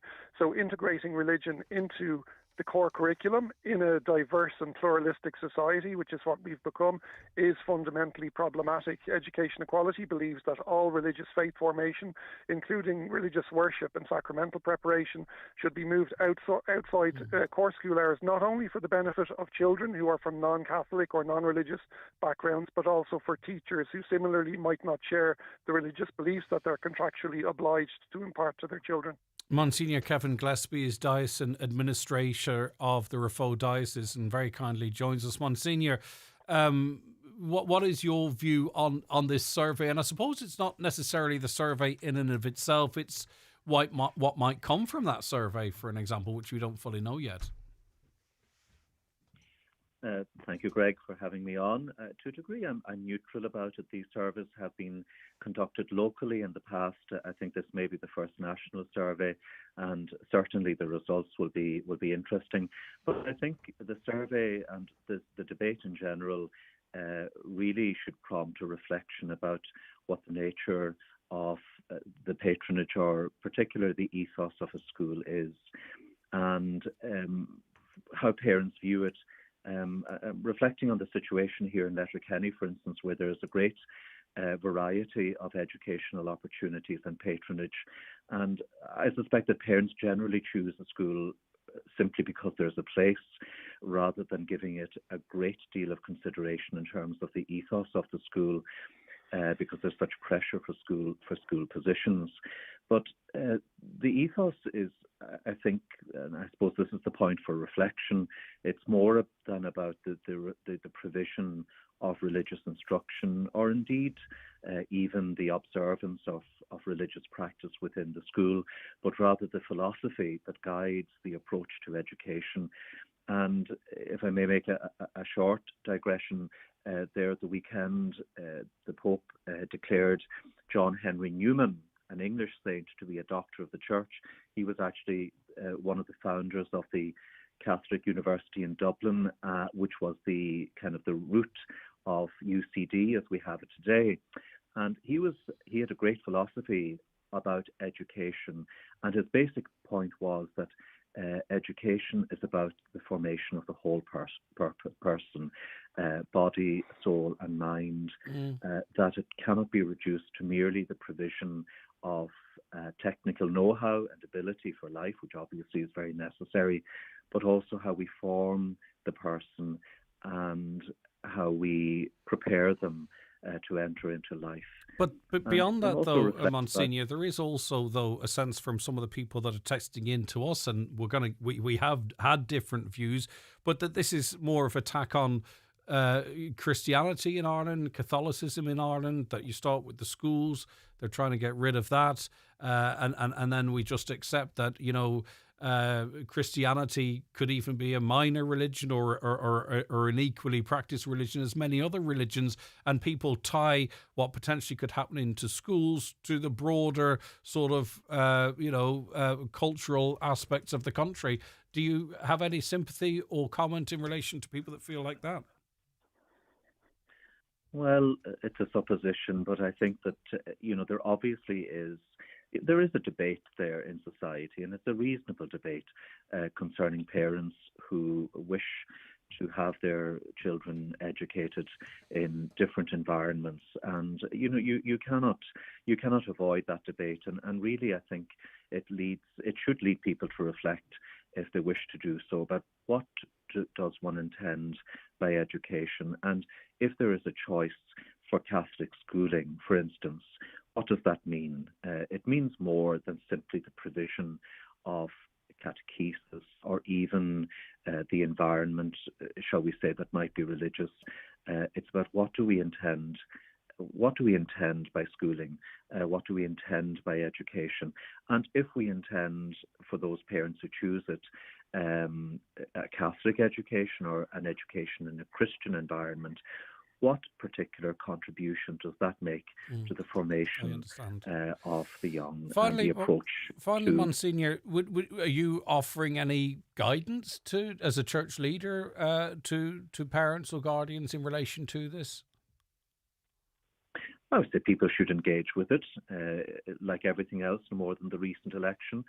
If one doesn't participate, one's voice is not heard. So naturally, it's good to participate in this and to make one's voice heard and so on. It contributes to the debate and it contributes to the reflection that is very much an issue. I think most parents probably go from day to day. They're simply happy. Thank God we have a very high quality of education throughout the school sector in Ireland. We're very fortunate, and it's part of the tradition that I feel the Church has also contributed to, that we should be proud of. But I think it's good to reflect on these matters, and it's good to engage parents in a real reflection about what they intend regarding schooling. Monsignor Kevin Gillespie, thank you very much. And finally to you, David Graham, Communications Officer with Education Equality. I mean, what would you hope the findings of this survey are? I mean, are you encouraging people of a certain mind to make sure that their voices are heard? I would encourage everybody to participate. I certainly am not in the business of telling parents what their opinions should be. I mean, I would agree with the Monsignor just now that parents should absolutely participate in this survey. They should make their voices heard, make their views clear. I would caution, however, that there's likely to be a lot of scaremongering and misinformation over the next number of weeks. And I would ask people to use their critical faculties before coming to a decision, and particularly for those who are Catholic and who are practicing Catholic and for whom their faith is important to them, I would ask them to draw on their own Christian compassion and put themselves in the shoes of children who are not from that background, and teachers indeed who are not Christians and not from that background. And I hope that with a little bit of a little bit of information. I think the department has promised that there will be objective information provided to parents as part of this survey. And I think when people do complete this survey in the privacy of their own homes, that they will recognise that multi-denominational education is a threat to nobody. The kind of narrative around some sort of destruction of Christianity in Ireland is nonsense. Yeah, I'm not sure how objective the department is going to be, though, because they set it out that this will support a more diverse school provision. So, and you do that by change. So that I would argue the department's already not on the fence on this one per se. Well, you could say they're not on the fence in terms of the direction that they want to move education, but if they're providing factual information, facts are facts. Facts aren't subject to opinion. So if the department says a multi-denominational school does X, Y, and Z, I do think you can take it that that's factual. I mean, at the end of the day, moving religious faith formation outside the school day on an opt-in basis will make a relatively small difference for Catholic children, and it'll mean the world to children who are not Catholic. And really, that's it. All right. We need an education system that serves everybody. David Graham, thank you very much indeed. Monsignor Kevin Gillespie, thanks to you again. Back after the break. The 9 till noon show is brought to you by Letterkenny Credit Union, with monster loans available up to €60,000 for all occasions. Visit letterkennycu.ie.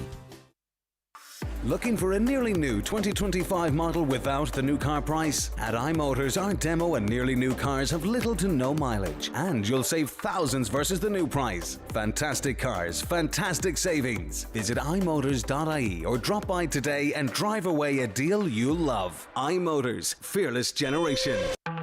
With TUI, there's more choice than you think. Beach days or a city break. Weekend in Rome? Booked. Fly from your local airport? Of course. Just a hotel? Got them too. Number of nights? Take your pick.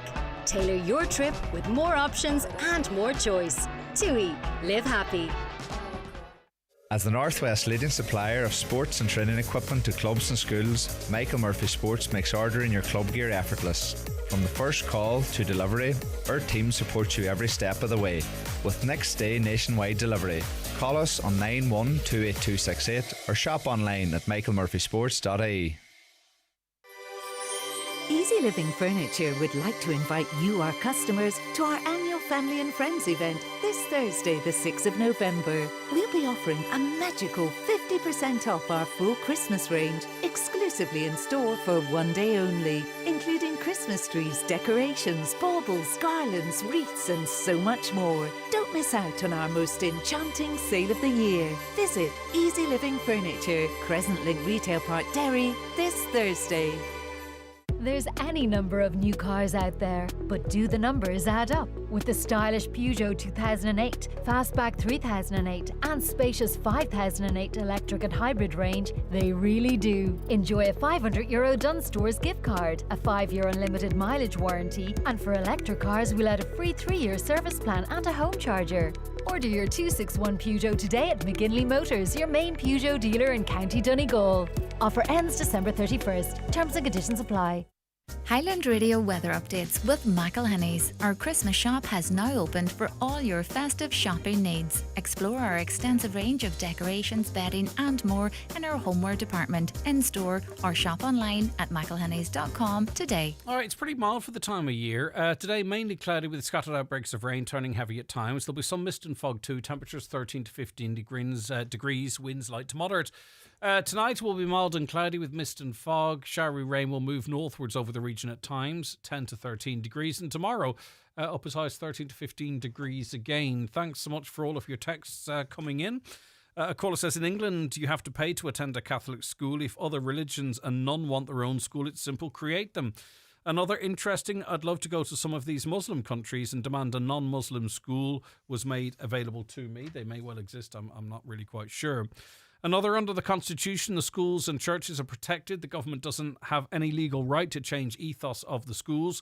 The schools are under the churches, Protestant and Catholic, not state. Keep schools under the churches, not just under the churches, but under morality and for the protection of our national identity. Another, Greg, we want religion in our schools. It's all needed to keep our children safe and to guide them through life. Text in all your views, by the way. Another, if you don't like Catholic schools, don't send your children. But the argument being there needs to be alternatives provided by the state because, as the Monsignor pointed out, often there might not be a choice. Another, it's an absolute fact that both in England and America, Catholic schools are the first choice of parents who are non-Catholic. In London, non-Catholic parents are now declaring their faith as Catholic just to get their children into Catholic schools. In America, as well, Catholic schools are the most popular among parents, with pupils having very high academic results. What does that tell us? I'm not quite sure. I'd have to think about it. On the issue of phones in young people's hands, Would it be an idea for the government to bring in legislation that no child under 16 should possess a smartphone or tablet? This might take the pressure off parents then. I don't think there's any appetite to do that. I can't see that ever happening. And there's a lot of parents might want phones in their children's hands. You're starting to sort of interfere in parental decision making then. It's not voluntary anymore, it's compulsory. I'm not saying that's right or wrong. I'm just saying there could be a bit of resistance, a bit of pushback. What's next? A caller says, we did a no smartphone in national school vote in our school here in Dublin. Every parent's class group voted to agree to this, apart from a small majority of 6th class parents. This is being rolled out. Great result in our school, which has approximately 900 pupils. That's coming in from Amy from Donegal Town. Interesting, Amy. And I think really where the power of parenting comes is in initiatives like that. I can understand where there's a bit of pushback for 6th class parents, but it'll be interesting to see introduced. And it's right too, isn't it? We have to protect our young people, don't we? Keep your calls and comments coming in relation to that. By the way, if I didn't get to your comment, it's not that it wasn't read or it won't be read out. It literally is a time issue. We just couldn't get to all of them today, but we really appreciate it. And if you're listening, as I said earlier, to the podcast or the overnight repeat, feel free to WhatsApp your message or email your message to comments@highlandradio.com, and we'll pick it up and include it in the next live show, which, if it was tonight, would be tomorrow. And that's when we're going to chat to you again tomorrow morning from 9 o'clock. But from a